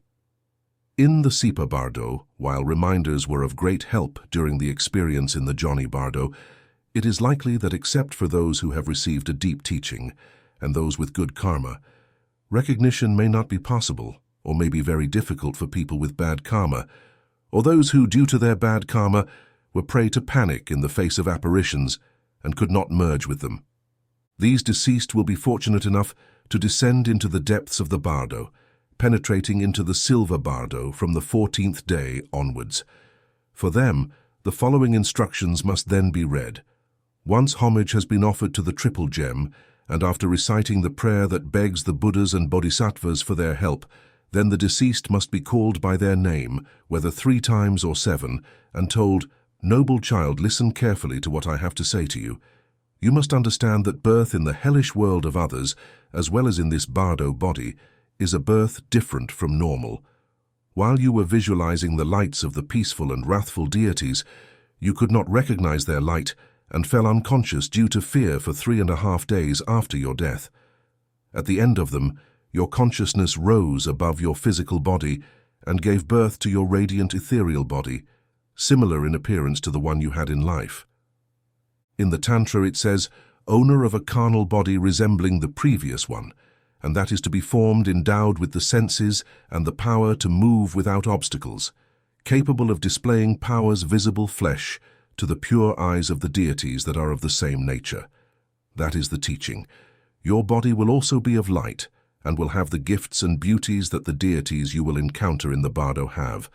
Although it may appear very similar to your physical body, it will not be made of matter but of light. It will be a product of desire and a hallucination of the form that your thought takes in the intermediate state. Its name is that of the body of desire. During this period, images of the world of the gods will appear to you if, like a god, you do not act. Instead, visions of each of the worlds will appear to you if you are born as a human, beast, or being of hell. When it says previous in the quote anti-K refers to the fact that you possess a body of flesh and blood constituted by your previous inclinations. When it says that it is to be formed, it refers to the fact that after its appearance, you will be able to see your future place of birth. During the first 3.5 days that you remain in that state, do not follow the visions that appear to you. Do not let your weakness make you fond of them, because if that happens, you will be obliged to wander through the 6 rocks, where you will suffer pain. You are at this moment of the Bardo, because you were not able to recognize the light, so continue your descent to the Sipa Bardo. But if your desire is to find the truth, you must let your mind empty and rest in that state of complete lucidity in which your teacher must have entered. It is necessary that you leave your mind in that state in order to find your true essence. On the other hand, if you are unable to recognize yourself, you must meditate with your tutelary deity and your master in mind, placing all your trust and love in them. It will be of great importance that you can visualize them in your thoughts without neglecting their image. This is what you must say to the deceased, so that they achieve recognition and with it attain their liberation without having to wander through the 6 lokas. But it is also possible that they may not be able to recognize due to their bad karma. In that case, you must call them by their name once more and say, "Noble child, listen carefully to what I have to say to you." When the verse has said that your body of desire is endowed with the senses, it means that although in life you may have suffered from blindness, loss of hearing, or had no legs to walk, all of that will have disappeared in this new state, and your eyes, ears, and body will be complete. The senses that will equip your body in the Bardo will be lucid and total, and this will be a characteristic that will help you understand that you are dead. You will once again enjoy what you could no longer enjoy, and you will have what you never had before. Act in a way that you know this, and do not forget your teachings. Do not forget, noble child, that your body now has the power to move without obstacles, which means that it is a body of desire separate from the physical body, and now has the ability to traverse everything that was once an impossible obstacle. The mountains, the structures, the rocks, and even Mount Meru can now be traversed by your body of desire. Only the voodoo daya and the maternal womb will be obstacles, because both emit light so powerful that only a few will be able to enter them, while most will feel terror and flee. The 4 continents you will be able to travel with your body, travel throughout the world, and reach wherever you want as soon as you think it. However, you must not cling to these powers, because they will lead you away from your spiritual path. It is preferable not to desire these abilities, which are part of the illusion, and keep you blind to the truth. You cannot desire any of these powers without them happening. You can achieve anything you think of. There is no reason why something should be impossible for you. Recognize it and implore your master. Noble child, visible to the pure eyes of the deities that are of the same nature, means that all beings in the Bardo who have the same nature can perceive each other. Those destined to be born among the deities can see each other, and the same will happen among those destined for other natures. Remain calm in the face of these visions, without letting them attract you. Instead, meditate on the great compassionate one. Visible to the pure eyes of the deities that are of the same nature also means that one in the Bardo sees with the celestial pure gaze that reaches through meditation. In this way, there is not always the possibility of having this vision, only when concentrating on attentive vision. If one does not think about it, nothing is seen. If one thinks about it, even those who have practiced meditation may become distracted and unable to see existence in the Bardo. Noble child with your body of desire, you will be able to find places and loved ones with the prism with which you could see them in dreams while you were alive. You will be able to see your family members and even speak to them, but they will not respond, and you may see them crying for your departure. In this, you will realize that you have died, and you will wonder how to continue. A great pain can invade you then, like a fish thrown into a boiling pot of water. You will experience that same suffering now, but it will serve you nothing to sink into it. It is now that you must pray to your divine guru, your tutelary deity, and the great compassionate one. You must hold on to them even if it causes you sorrow to be separated from your loved ones. It is not good for you to remain attached to them. Pray to the great compassionate one, and your fears will disappear. Now that your intellect has been carried away by the breeze of karma, without the support of a body, it floats in the air like a feather, riding on the waves of breath. You will find yourself wandering, unable to do anything to prevent it, and you will do so incessantly while you see those who weep for you and try to explain to them that you are there, that they should not feel sad. But receiving no response, you will remember once again that you are dead and feel a deep sorrow. You must avoid feeling that emotion. Do not feel dejected. Everything will be tinged with a grey light that will not be of the day, but neither of the night. It will be a light of all times in which you will be floating for several days until the 19th day. It is common for afflictions in the sit para Bardo to be experienced for about 22 days, although this period may vary according to each person's karma. By then, it will be the gusts of karma wind that push you along the Bardo. You will feel terror at the force that drags you, but you must not succumb to fear. It is nothing more than your own illusion. The darkness that will rise before your eyes will also be illusions. A deep gloom from which you will hear cries telling you to strike, to kill, and other words of hatred and violence. Stay calm. Do not be afraid of this darkness. Similar visions may be experienced by those with very bad karma. To them, flesh-devouring demons will appear, walking on top of each other, competing to seize the deceased. They will carry weapons and utter the same words, but they will also be karmic constructs that must be recognized as such. It is possible that other illusions that appear will be equally terrifying, such as beasts chasing the dead like prey, people running after him to attack him, and phenomena that cause fear, such as the darkest darkness, an incessant storm, snow, gusts. Also, sounds will be part of these visions: the collapse of a mountain, the waves of a rough sea, the crackling of a fire, a howl of the wind's breath. Faced with these sounds, the deceased will feel fear and will want to flee from them, seeking only refuge and not noticing where he is fleeing. In his flight, he will encounter 3 precipices on which he will be on the verge of falling. The white one represents anger, the black one is lust, and the third, red, is a symbol of stupidity. These are the 3 bad passions, and falling into them is to enter the womb that will return the deceased to the cycle of existences. Noble child, in this time of the sit para Bardo, where you are now, you must invoke the Great Compassionate One and plead with him as follows. Great Compassionate One and my precious Guru, Triple Jewel, do not let me fall into the unhappy precipices that lead me to the samsara. Repeat this prayer with humility and love. Do not forget these words. Unlike the terrifying visions that most people will experience, those who have accumulated good karma and have truly dedicated their lives to religion, even without being religious, will feel great joy at this stage of the Bardo. They will be able to enjoy pleasures and will not suffer pain or fear. In contrast, for a third type of person who did not obtain good karma but neither bad, neither of the 2 experiences awaits them. They will not feel pleasure, nor will they be part of the pain. They will be floating in a tasteless indifference.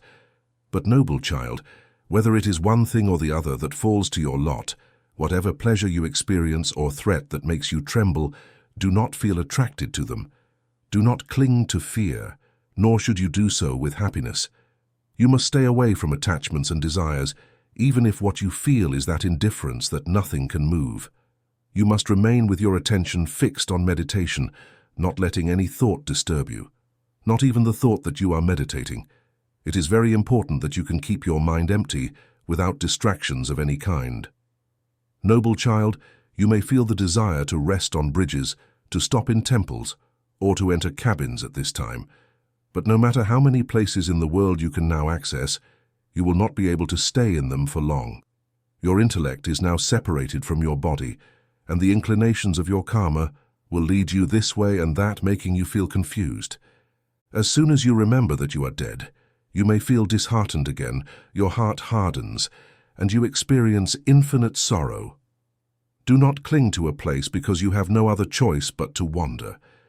Therefore, let your intellect remain in its natural state without overwhelming thoughts. During this time, you will only be able to eat what has been dedicated to you, and your friends will not be there for you. This is how you must wander through the Bardo, a time during which bliss and torment will depend on your karma. You may see your house, your friends, your relatives, and even your corpse. As you bow before the image of your own body, you will once again remember that you have died and become obsessed with the search for a new body. It is possible that with this thought, you will embark on a journey, seeking corners behind a body that can host you. But although you may try 9 times to focus on your own corpse, the long time you spent in the Johnny Bardo will prevent you.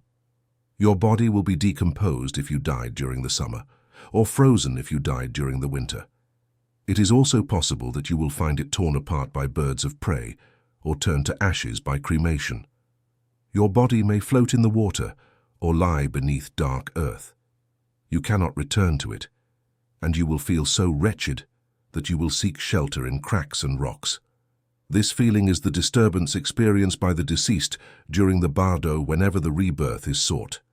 Therefore, it is better to remain free from all propensities of karma. No matter how much you search for a body, you will only achieve misery. Forget about material existence, and instead let your mind remain silent, without ideas or thoughts that distract it from its emptiness. By being confronted with these realities, you can obtain your liberation in the Bardo. It is expected that bad karma will prevent the deceased from recognizing the nature of their body in the Sipa Bardo, and will compel them to continue wandering, imprisoned by confusion and fear.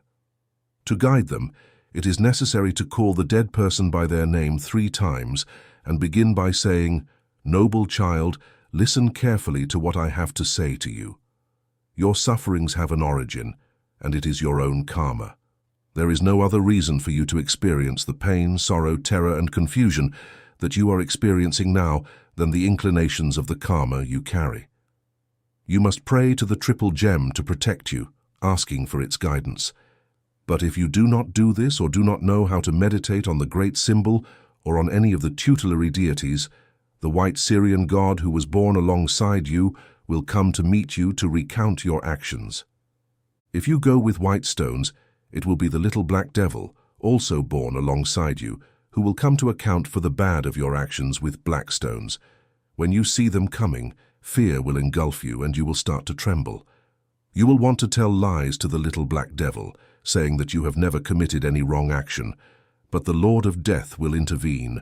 It will be the mirror of karma that shows your actions, sentence you, and they will begin to reflect on the bad and good actions you had in life.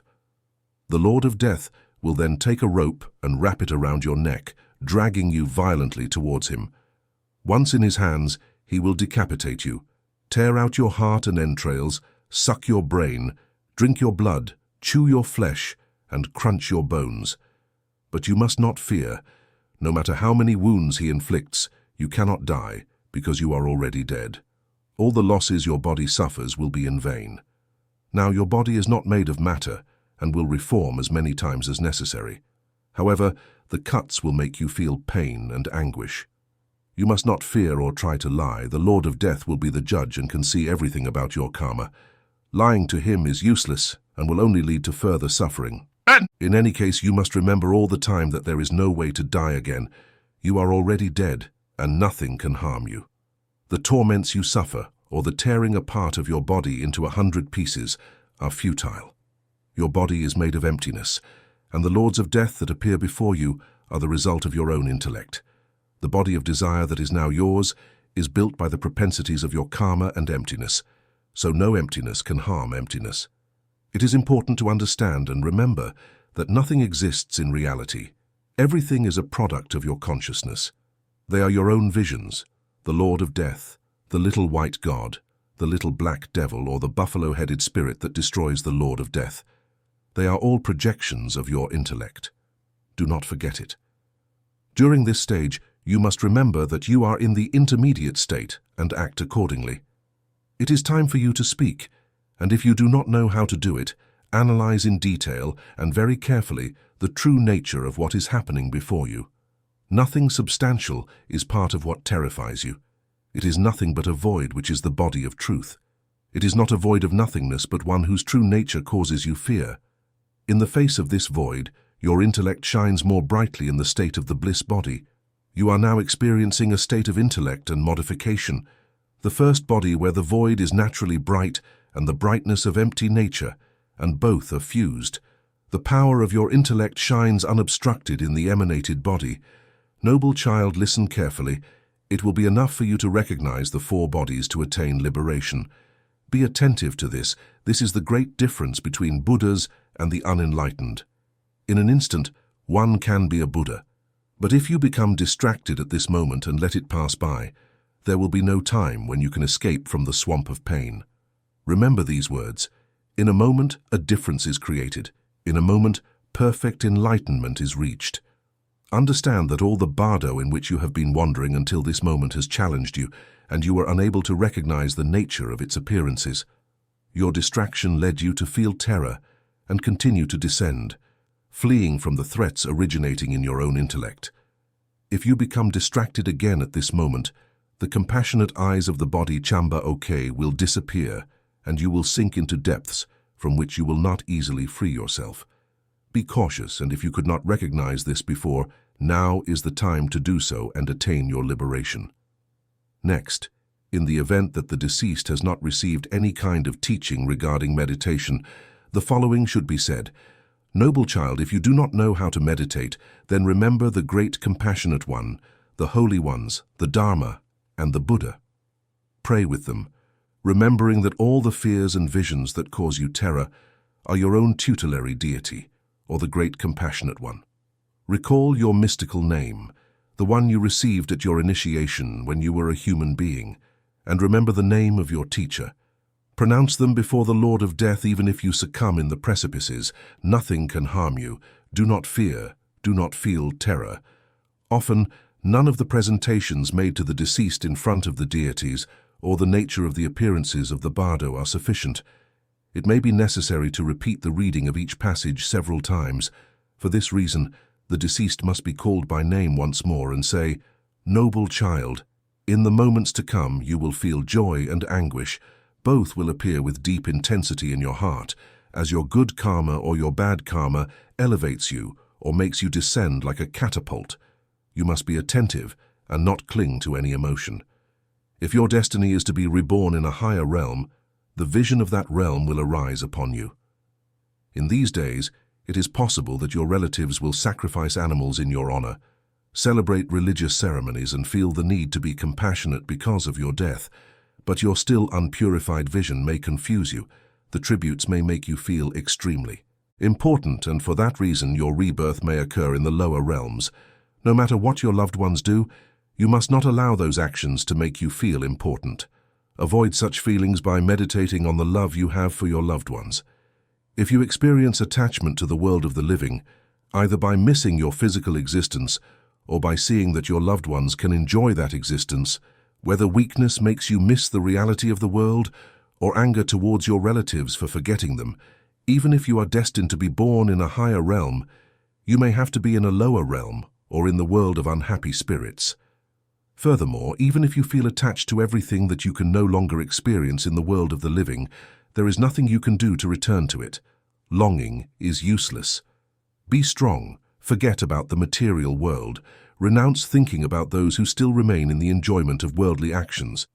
Do not feel sorrow, envy, or nostalgia. Renounce that world and everything it contains. Offer it to the triple gem and to your teacher. Do not be weak. Cultivate detachment. If the recitation of the bell mantra is performed incorrectly as a funeral rite or in any other rite performed by your relatives to purify your bad karma, you may feel disbelief and lack of faith in your religion. As the owner of a non-physical body with the ability to move wherever you desire, you will be able to be present wherever a rite is performed in your name. But your abilities, like the ability to understand the thoughts of others, will lead you to perceive any of the bad actions and feelings of your loved ones. You will be able to know their fears, their wrong actions, behaviors that go against the tenets of your beliefs, and the lack of fidelity in the recitation of prayers. You may think that your loved ones are not doing things correctly, that they are deceiving you, or that they always have done so. This will lead you to experience resentment, and it is possible that you may become depressed. If you allow yourself to drown in these feelings, you will become incredulous, lose faith, and will not be able to develop love, trust, or humility. All these negative feelings will cause you to fall into a birth in the lower realms. No matter how mistaken your relatives are in performing their ceremonies, or how badly they think or behave in your memory, do not stop to lament for the priests who perform the rites in your name. Instead, you must think, it is not possible that the words of the Buddha are not true. Things must be as he says. It must be my impure thoughts, like the blemishes on the face that I see in front of a mirror. The priests and those who are thinking of me in their minds are the Buddha. The Sangha is his body. The Dharma is his expression. Seek refuge in them. By thinking in this way, place your faith and love in them. If you are capable of this, any of the ceremonies and rites that your loved ones perform for you will be beneficial for your existence in the Bardo. This can work in reverse if you are destined for a birth in the lower realms. The practice of ceremonies by your relatives, priests, or teachers, if no bad actions intervene, can lead you to a higher birth. This will be so as long as these ceremonies are dedicated, body, speech, and mind, to the celebration of meritorious rites correctly. For this reason, it is important to generate feelings of pure love and faith. Thus, you can be reborn in a higher realm than the one your karma has predetermined for you. Noble child, understand your current situation in the Bardo. There is no specific goal on which you have to depend. Your body now floats in space, and any idea that crosses your mind will have the power to make you wander through the heavens. Whether your thoughts are pure or not, they will have a great power over you. Therefore, you must prevent impious ideas from taking hold of your intellect. Remember your prayers and the exercises that help you maintain a pure state. If you are not capable of this, you must pray to the Great Compassionate One and to your tutelary deities. O forlorn me while I wander in complete solitude, separated from my friends floating in the void of my body by the projection of my intellect, let the Buddhas grant me the grace of their compassion, removing me from the fear and terrors of the Bardo. Let the tutelary deities keep me safe from the pains. May the music of the 6 syllables drive away the terror of the thunderous sound of reality. May the Compassionate One protect me when karma continues without anyone giving it refuge. May the glimmers of the clear light illuminate me when the lamentations of my karmic propensities try to take hold of me. By reciting this prayer with devotion and humility, you can be sure that there will be no way to lose yourself in the dark paths of the intermediate state. By reciting these words, you will finally achieve recognition and will be able to liberate yourself. The 6 places. Bad karma can make recognition very difficult, which is why it is necessary to repeat the same procedure several times so that the deceased finally manages to free themselves. Calling them by name, it must be said, "Name, child." If you have not yet been able to understand what has been explained to you, it will come to you with increasing clarity. Your future life, while you will be losing in the shadows what was your past life.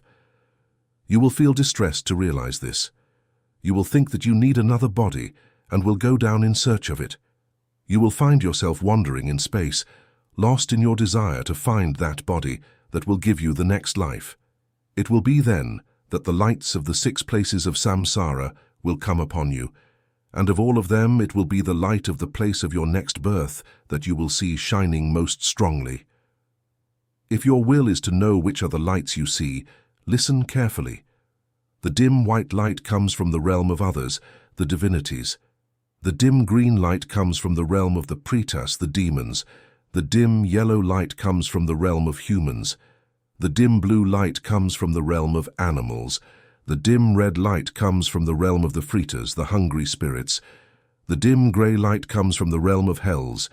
These 6 glows will appear to you, and your body will take on the color of the glow in which you are to be reborn, noble child. It is important that you understand the teachings you are about to hear. Whatever light shines upon you, you must meditate upon it as if it were from the Great Compassionate One. Wherever you receive the light, you should think of it as originating from the Compassionate One. Think of him when you see the glow that announces your next existence, and thus you can prevent that from happening. You can also meditate on your tutelary deity, understanding it as an illusory reality, a mirage that does not exist in the physical world. Then visualize your tutelary deity as it fades from its extremities, slowly fading until nothing remains of it. Remain in contemplation of the tutelary deity, becoming invisible. You must do this from the emptiness of your intellect, illuminated by measured lucidity. Once again, meditate on your tutelary deity and then on the clear light. You must meditate on each one alternately until your own intellect also begins to become invisible, melting from the ends inward. What the sky pervades, so does consciousness. What consciousness pervades, so does the Dharma. Rest in the Dharma, and you will be able to stop your rebirth, reaching the meditative state. If for the second stage of the Bardo, the closing of the uterine portal, all the words that have been spoken up to now may not have been sufficient for the deceased to recognize the clear light and reach the Judic state. Unable to understand the nature of the intermediate state, often due to a lack of teachings during their lifetime or an inability to remember what their teacher has explained to them, they may find themselves lost and at the mercy of basic illusions. This is how the deceased will inevitably head toward the uterine portal, heading for rebirth. At this point, it is crucial to provide the necessary instructions for closing the portal. For this, the deceased must be called by name, and it must be said, "Noble child, the influence of your karma has once again prevented you from understanding what has been presented before your eyes. You are unable to merge your intellect into the light of compassion, and that is why you continue to float in the Bardo. You may feel like you are flying up, crawling, or descending to the deepest depths. Meditate on the great compassionate one, and remember that in the Bardo, amidst a storm of wind, rain, and darkness, you have felt the pursuit of people from whom you have fled in panic. You may have had the impression that due to your good karma, you have arrived at a happy place, or that your bad karma has left you in the realm of misery. The lights of the 6 places have shone upon you, while the light of your next birth has clung to your body. All this has happened to you, and you are unable to free yourself. That is why you must listen carefully. Now is the time when even the least adept can understand what is being said to them and recognize the signs. Following this, instructions will be given to close the uterine portal. There are 2 ways to do this. The first is to prevent the entry of the being that must penetrate it, and the second is to close the portal.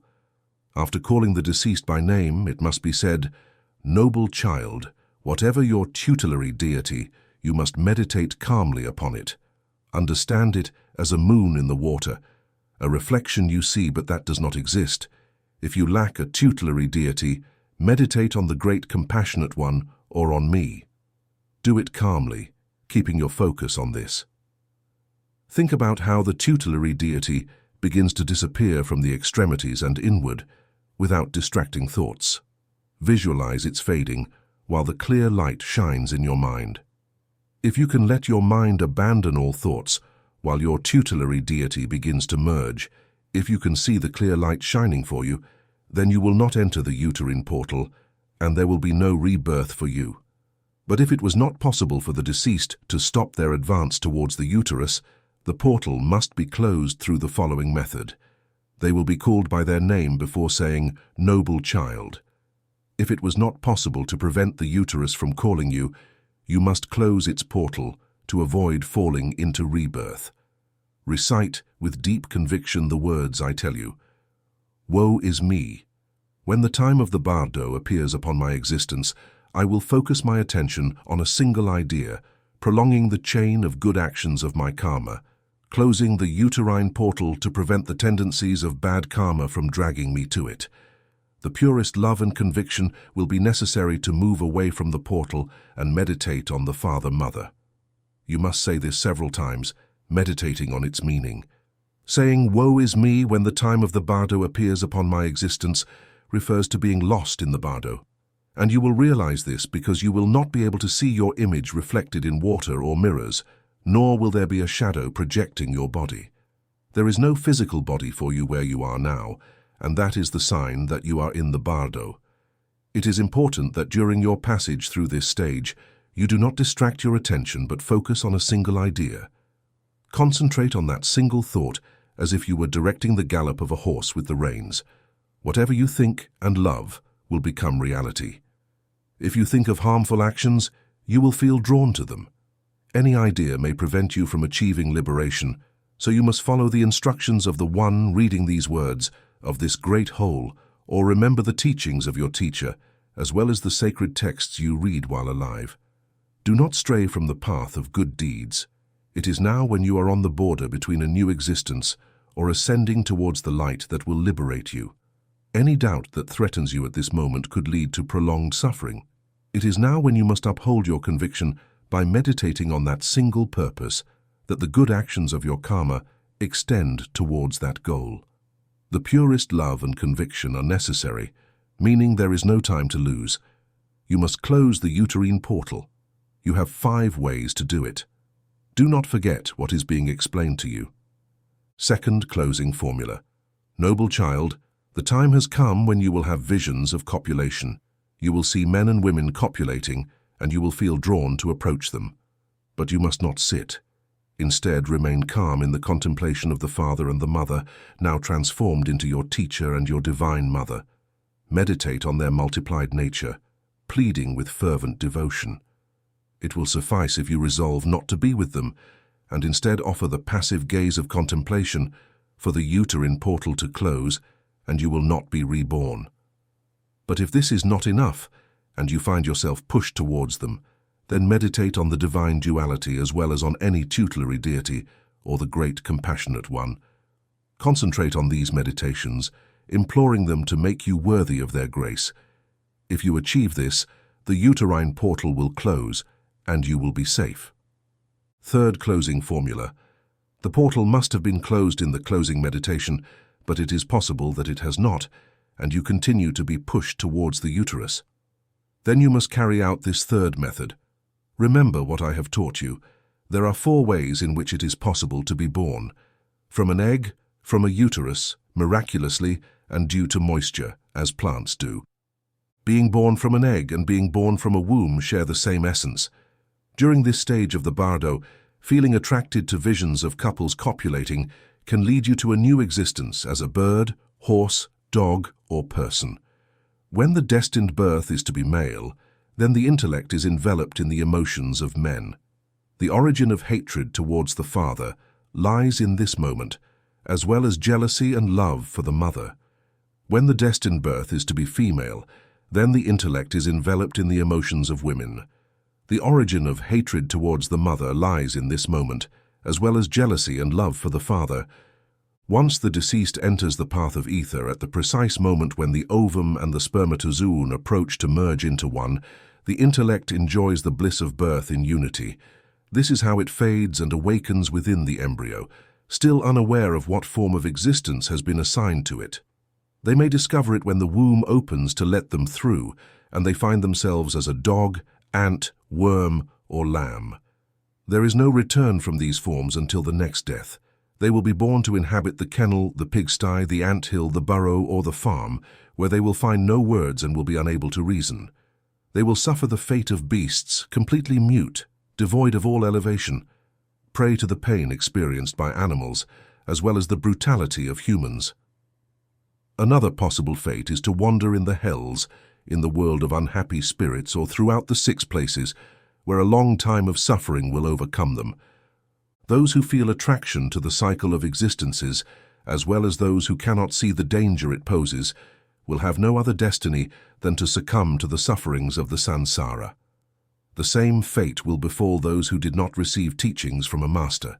For this reason, it is important to pay attention to these words and always keep them in the depths of your memory. You must learn to ignore the propensity to feel attracted as well as to experience rejection. If it was not possible for you to close the uterine portal with the previous methods, then you must apply the following one. You must close that door, thinking of love with fervent intensity. Set aside any negative feelings and meditate on the duality of the father and the mother. Jealousy towards the father or mother will arise at this moment, as well as love towards one of them.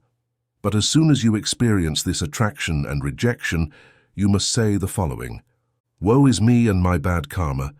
If I have been wandering until this moment through the bardo, If I have not yet been able to free myself from the cycle of existences, it is because of attraction and rejection. I will only continue to wander through this cycle of lamentations as long as I continue to experience both. I will drown in the sea of sorrows and remain there for a long time without being able to escape. Therefore, I must abandon attraction and rejection. I will not allow these feelings to seize my karma again. These words will be sufficient to close the uterine portal as long as you do it with conviction. You must not allow your attention to be dispersed or seek other ideas. Direct your thoughts to this single determination. Fourth closing formula. Even if it has not been possible to close the uterine door until now, even if the path towards a new existence begins to unravel, the teaching of the illusory nature of reality can help to finally bring about the closure. For this, it is necessary to meditate on everything that has been presented to me.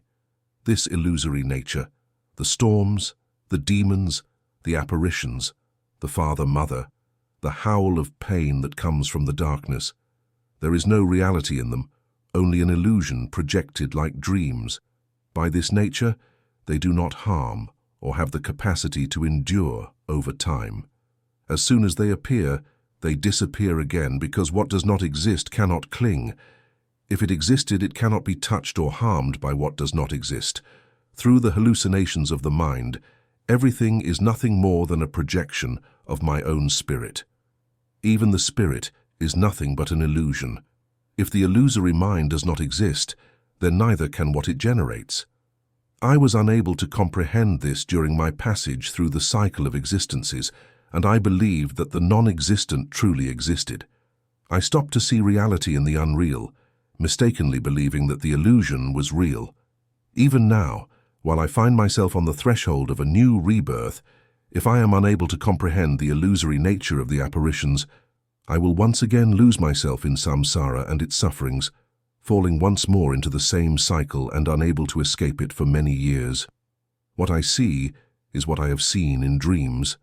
It is akin to echoes, to cities built with clouds, to those who feed on sense. It is like mirrors, like the moon in water, like mirages. None of what I see is real. They are false phenomena created by illusion. If you fervently think in this way, you will convince yourself of the illusory nature of what you experience in the Bardo. Immediately you will see the uterine portal close, and there will be no rebirth. Fifth closing formula. Continuing to believe that illusory phenomena are part of reality will keep the uterine portal open. That is why you will continue to advance towards it, nearing your entry into a new birth. To stop this process, you must meditate on the clear light, saying, "All that I see is a product of my consciousness, which is void, eternal, and unborn." This meditation leads to the calm of the mind, a natural state of pure vibration through which it will be possible to close the uterine portal. This state must be like water falling onto the river and thus maintain itself until it moves away from the possibility of new existence. The importance of reading this all. It is impossible for the deceased not to be liberated by one of these 5 closing formulas. Even people of lesser capacity who have not received any teachings during their lives should be able to stop the cycle of existence at this point. The reason is simple. In the intermediate state, the power of perception is multiplied.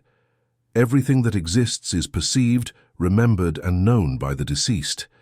Thus, it is possible for them to understand the words they hear and use them to their advantage. No matter the illness or incapacity the deceased had in life, after death and once in the Bardo, all their faculties are recovered or appear where they had never been. Hearing is possible even for someone born deaf, just as sight is for the born blind. Furthermore, constantly experiencing terror makes the deceased question their best option in each case, which will lead them to follow the instructions given by this all. Since consciousness is not bound by the physical plane, it can easily travel and be directed where it is thought. The lucidity of the mind is 100 times greater in this state, as is memory. And no matter if the deceased was uneducated or ignorant, they will enjoy a level of consciousness that will enable them to understand and meditate on the things dictated to them. It is the virtues of consciousness that develop in the Bardo, which is why the rites performed in honor and aid of the deceased for 49 days must be read until the deceased achieves liberation. If it is not possible to do so in one instance, it will be done in the next, but the reading must not be abandoned because their consciousness will guide them. Despite all the aforementioned, it is possible that liberation does not occur. The negative influence of karma, the lack of spiritual teachings during physical life, the scarce habituation to purity, and instead a karmic tendency towards impurity may render each of the attempts made so far to make the deceased recognize the clear light futile. It is no longer possible to avoid a new birth. The uterine portal has remained open, and the deceased must return to physical existence. However, it will be necessary to accompany them also in this transit. First, to guide them in choosing the uterine portal under the protection of the Buddhas and Bodhisattvas, both of whom must be invoked for their assistance. Call the deceased 3 times by their name, and then say, "Noble child, listen carefully to what I have to tell you. Everything you have heard so far, although said clearly and with a single purpose, has not led you to liberation. You are unable to recognize the clear light and cannot close the uterine portal which remains open awaiting your entry. Now is the time for rebirth. You must choose the womb where you will return to life. Listen carefully to these instructions. Remember the vision of your next destination, noble child. The first thing you will encounter before you are the visions of your next destination. You will have clues about the place where you will be born. You must recognize them and make your choice. If your birth occurs in the eastern world of pure baby, what you will see before your eyes will be a lake on which swans float. Although full of peace and happiness, this place does not know faith, and you must not enter there. If your birth occurs in the southern world of Yanbu, what you will see before your eyes will be sumptuous mansions full of joy. In this world, you must enter if you want to achieve a new existence. If your birth occurs in the western world of Aparagotine, what you will see before your eyes will be a lake with mares and stallions that speak of it. Do not enter this land, rich in wealth, but devoid of faith. If your birth occurs in the northern world of Uttarakuru, what you will see before your eyes will be a lake with cows and bulls that graze, surrounded by a circle of trees. It is a land where virtues exist, but faith does not. You must not enter there. The clues you will find in the next step of your journey will show you what form you will be born into. If you are destined to be born as a deity, what you will see are temples made of the most precious metals. You will see peace and hear voices, and you can enter there if it was destined for you. If you are destined to be born as garbage, what you will see will be a forest or wheels of fire flying and spinning in the opposite direction. Do not enter there. Flee. If you are destined to be born as an animal, what you will see will be caves and burrows hidden by thick fog. Do not enter there. Flee. If you are destined to be born as a hungry ghost, what you will see will be vast plains where caves will occasionally appear. If you enter, you will experience hunger and thirst. Use your willpower not to enter there. If you are destined to be born in hell, what you will see will be white houses and black holes dug into the earth. Dark paths will appear before you, and you will hear lamentations that will come like music from the propensities of bad karma. You must not desire to enter there, even if it attracts you. If you enter, you will have to endure a long time of suffering, enduring extreme cold and extreme heat before you can leave. Use all your willpower not to enter there. The shield against the torments of flesh, noble child, behind you. You will see the furious torments of karma coming to push you to continue on your way. You will not want to advance, but you will feel dragged to do so amidst storms, darkness, snowstorms, and hailstorms, gusts of wind that you will hear as war cries. Fear will make you want to flee from them. You will seek refuge in the places you have already seen, the caves, the mansions, the burrows. You will try to hide in the forests and the flowers, but the lotus will close for you. You will think it is not safe to leave your hiding place. You will say, "I cannot leave from here." You will experience increasing attachment to your refuge and a stronger apprehension for the horrors of the Bardo. But if you remain hidden and do not come out, then you will be in a body that must suffer. If that happens, it is because evil spirits and demons have interfered with the normal development of your birth. You must pay attention to what is told to you now. When you are being dragged by the furious torments of karma and you feel trapped in panic, visualize the great turning wheel Aja and the celestial being Rabani above or below. Along with your tutelary deity, the strength of their giant bodies, their sturdy arms, and their fierceness can turn the evil spirits into ashes. As soon as you are able to visualize them, the compassion and grace of these deities will make the furious torments of karma disappear, and you will be able to choose the uterine portal. Do not forget what has been told to you, as it is of vital importance, noble child. The power of meditation can engender the deities. The unhappy spirits and the evil spirits are the result of a change in their feeling while they were in the intermediate state, which gave them that form that they later retained. The unhappy spirits traveling through the sky, as well as the 80,000 kinds of evil spirits, came to that form because of the change in their feelings. Now is the time to remember what was said by the great symbol about emptiness. If you are unable, you must put into practice what was shown earlier, that is, to develop mental faculties to understand the illusory nature of phenomena. You must not allow yourself to be attracted to anything, no matter how impossible it may seem. By meditating on the great compassionate one and your tutelary deity, you will attain what celestial Said in the body of joy. Choose the birth. If your bad karma makes you enter a womb, you must know how to choose the correct portal. You must not enter any womb if you are dragged by the torments of karma to enter any portal. Remain in a state of meditation to avoid it. Now you are the master to choose where you want to continue your existence. Before your eyes, you will see all the places where you can dwell. However, you must know that there are two options presented to you: to transfer the principle of your consciousness to the pure realms of the Buddha, or to enter a womb to return to the impure life of the physical plane. To achieve a pure birth, you must proceed as follows. To transfer your consciousness, think as follows. Ah, of me who since the beginning of time, and in the mire of the cycle of existence, there is of me who failed to be liberated towards the public state, recognizing the nature of my spirit. Now, I feel fear for this samsara, and I do not want to continue getting sick. It is time to escape and act in such a way that my next birth occurs in the Western Kingdom at the feet of the Buddha, dwelling in the soft form of a lotus flower. Direct your attention to that will or any realm where you feel the desire to be reborn. The central realm of densely compressed, the realm of sublime happiness, the paradise of Bach Rabbani, or in the castle of light of the lotus at the feet of Padmasambhava. You can direct your attention to any realm you want to inhabit. If you do it with your mind fixed on that single idea, you will immediately find yourself. You can also choose to present yourself before the majority with the same fervent desire that will lead you to it.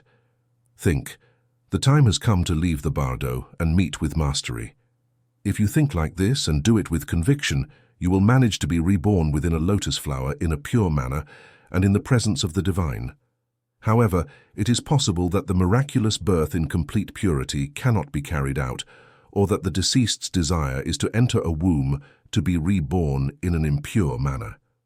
In this case, the teaching for the correct choice of the uterine portal must be said, which will lead you back to the cycle of existence, noble child. After having known the possible worlds, choose the one where faith exists, enter it, and leave any other world behind. If you must be born as a product of impurity, you will feel a sweet aroma that will lead you to the act where you will be conceived. Everything you see must be seen as it is not.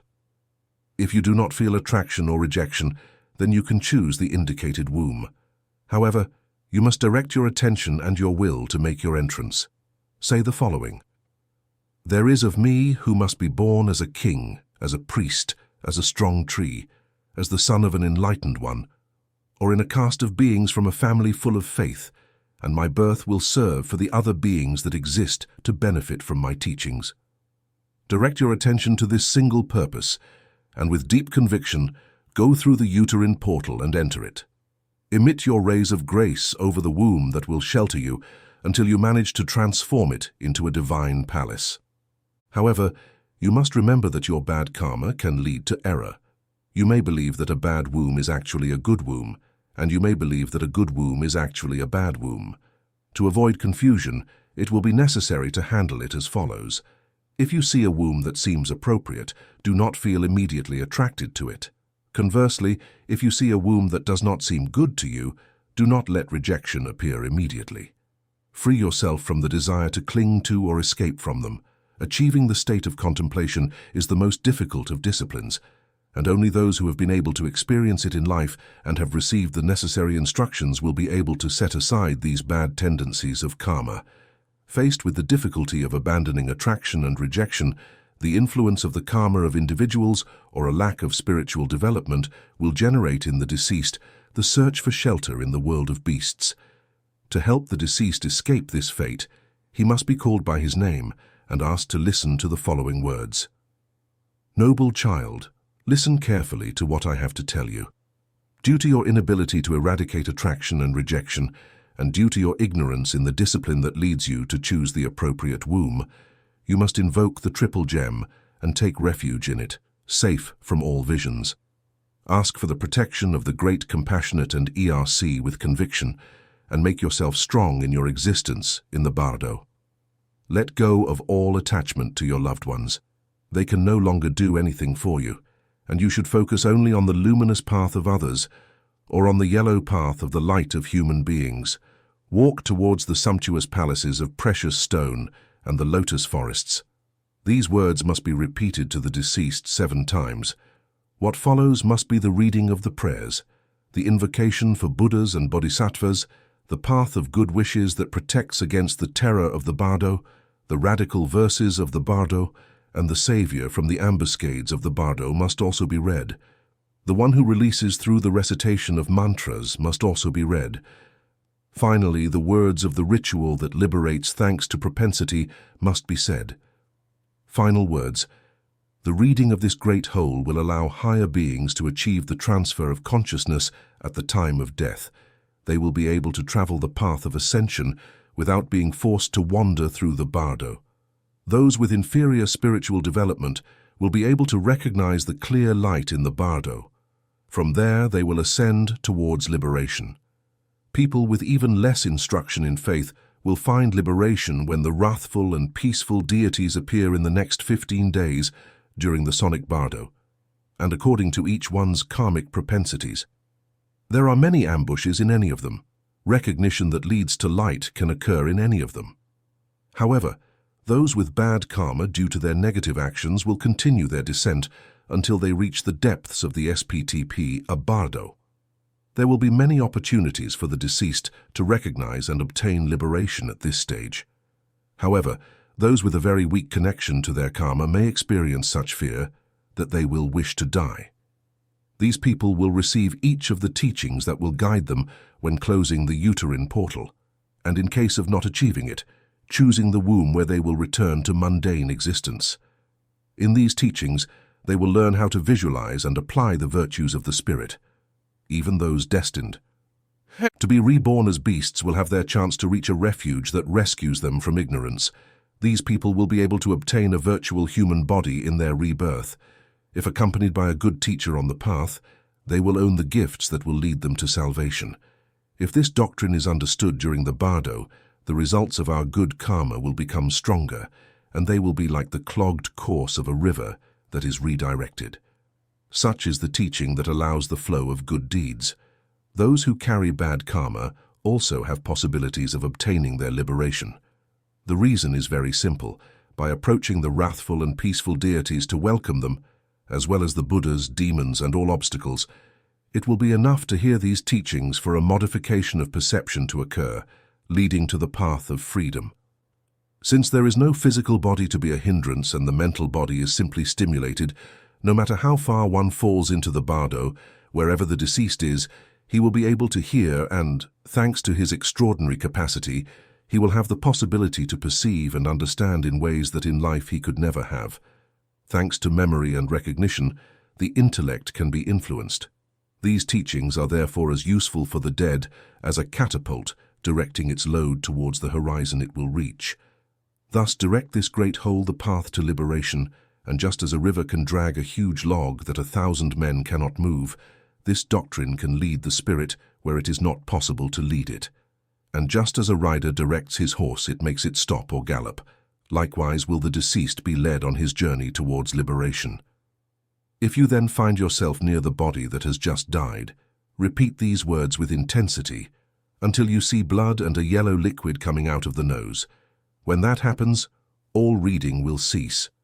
Some rules to be respected for the effectiveness of all that is explained here are: first, not to offer sacrificed animals as food during the funeral rites. Second, not to allow the mourners to lament or cry in the presence of the body.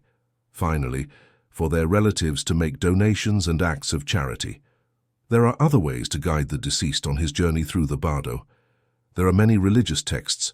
For example, the Great Whole can be joined to other treatises, which will lead to greater success in all cases. The reading must be repeated constantly. There is no need to worry about what the words say, as it will be the same memory that will take care of the meanings. When death looms and the signs of its arrival are glimpsed, it will be the dying person himself who must read these teachings, reflecting on them. But if he does not have enough strength to do so, then it will be a friend who must read the Great Whole to him, so that his words remain etched in the soul of the departing one. Liberation will be possible thus with these teachings. It is not necessary to meditate or be meticulous in the rituals. Their reading will be enough to unleash those with bad karma and lead them on the path of perfection. For this reason, their words must not be forgotten, not even if pursued by 7 fierce dogs. This sublime teaching is the one that leads to the state of the Buddha at the moment of death. Not even if the Buddhas of the 3 times were to seek another doctrine, could they find one that surpasses it. This is the jewel of the teachings of the Bardo, known as the whole Bardo, whose purpose is to promote the liberation of sentient beings.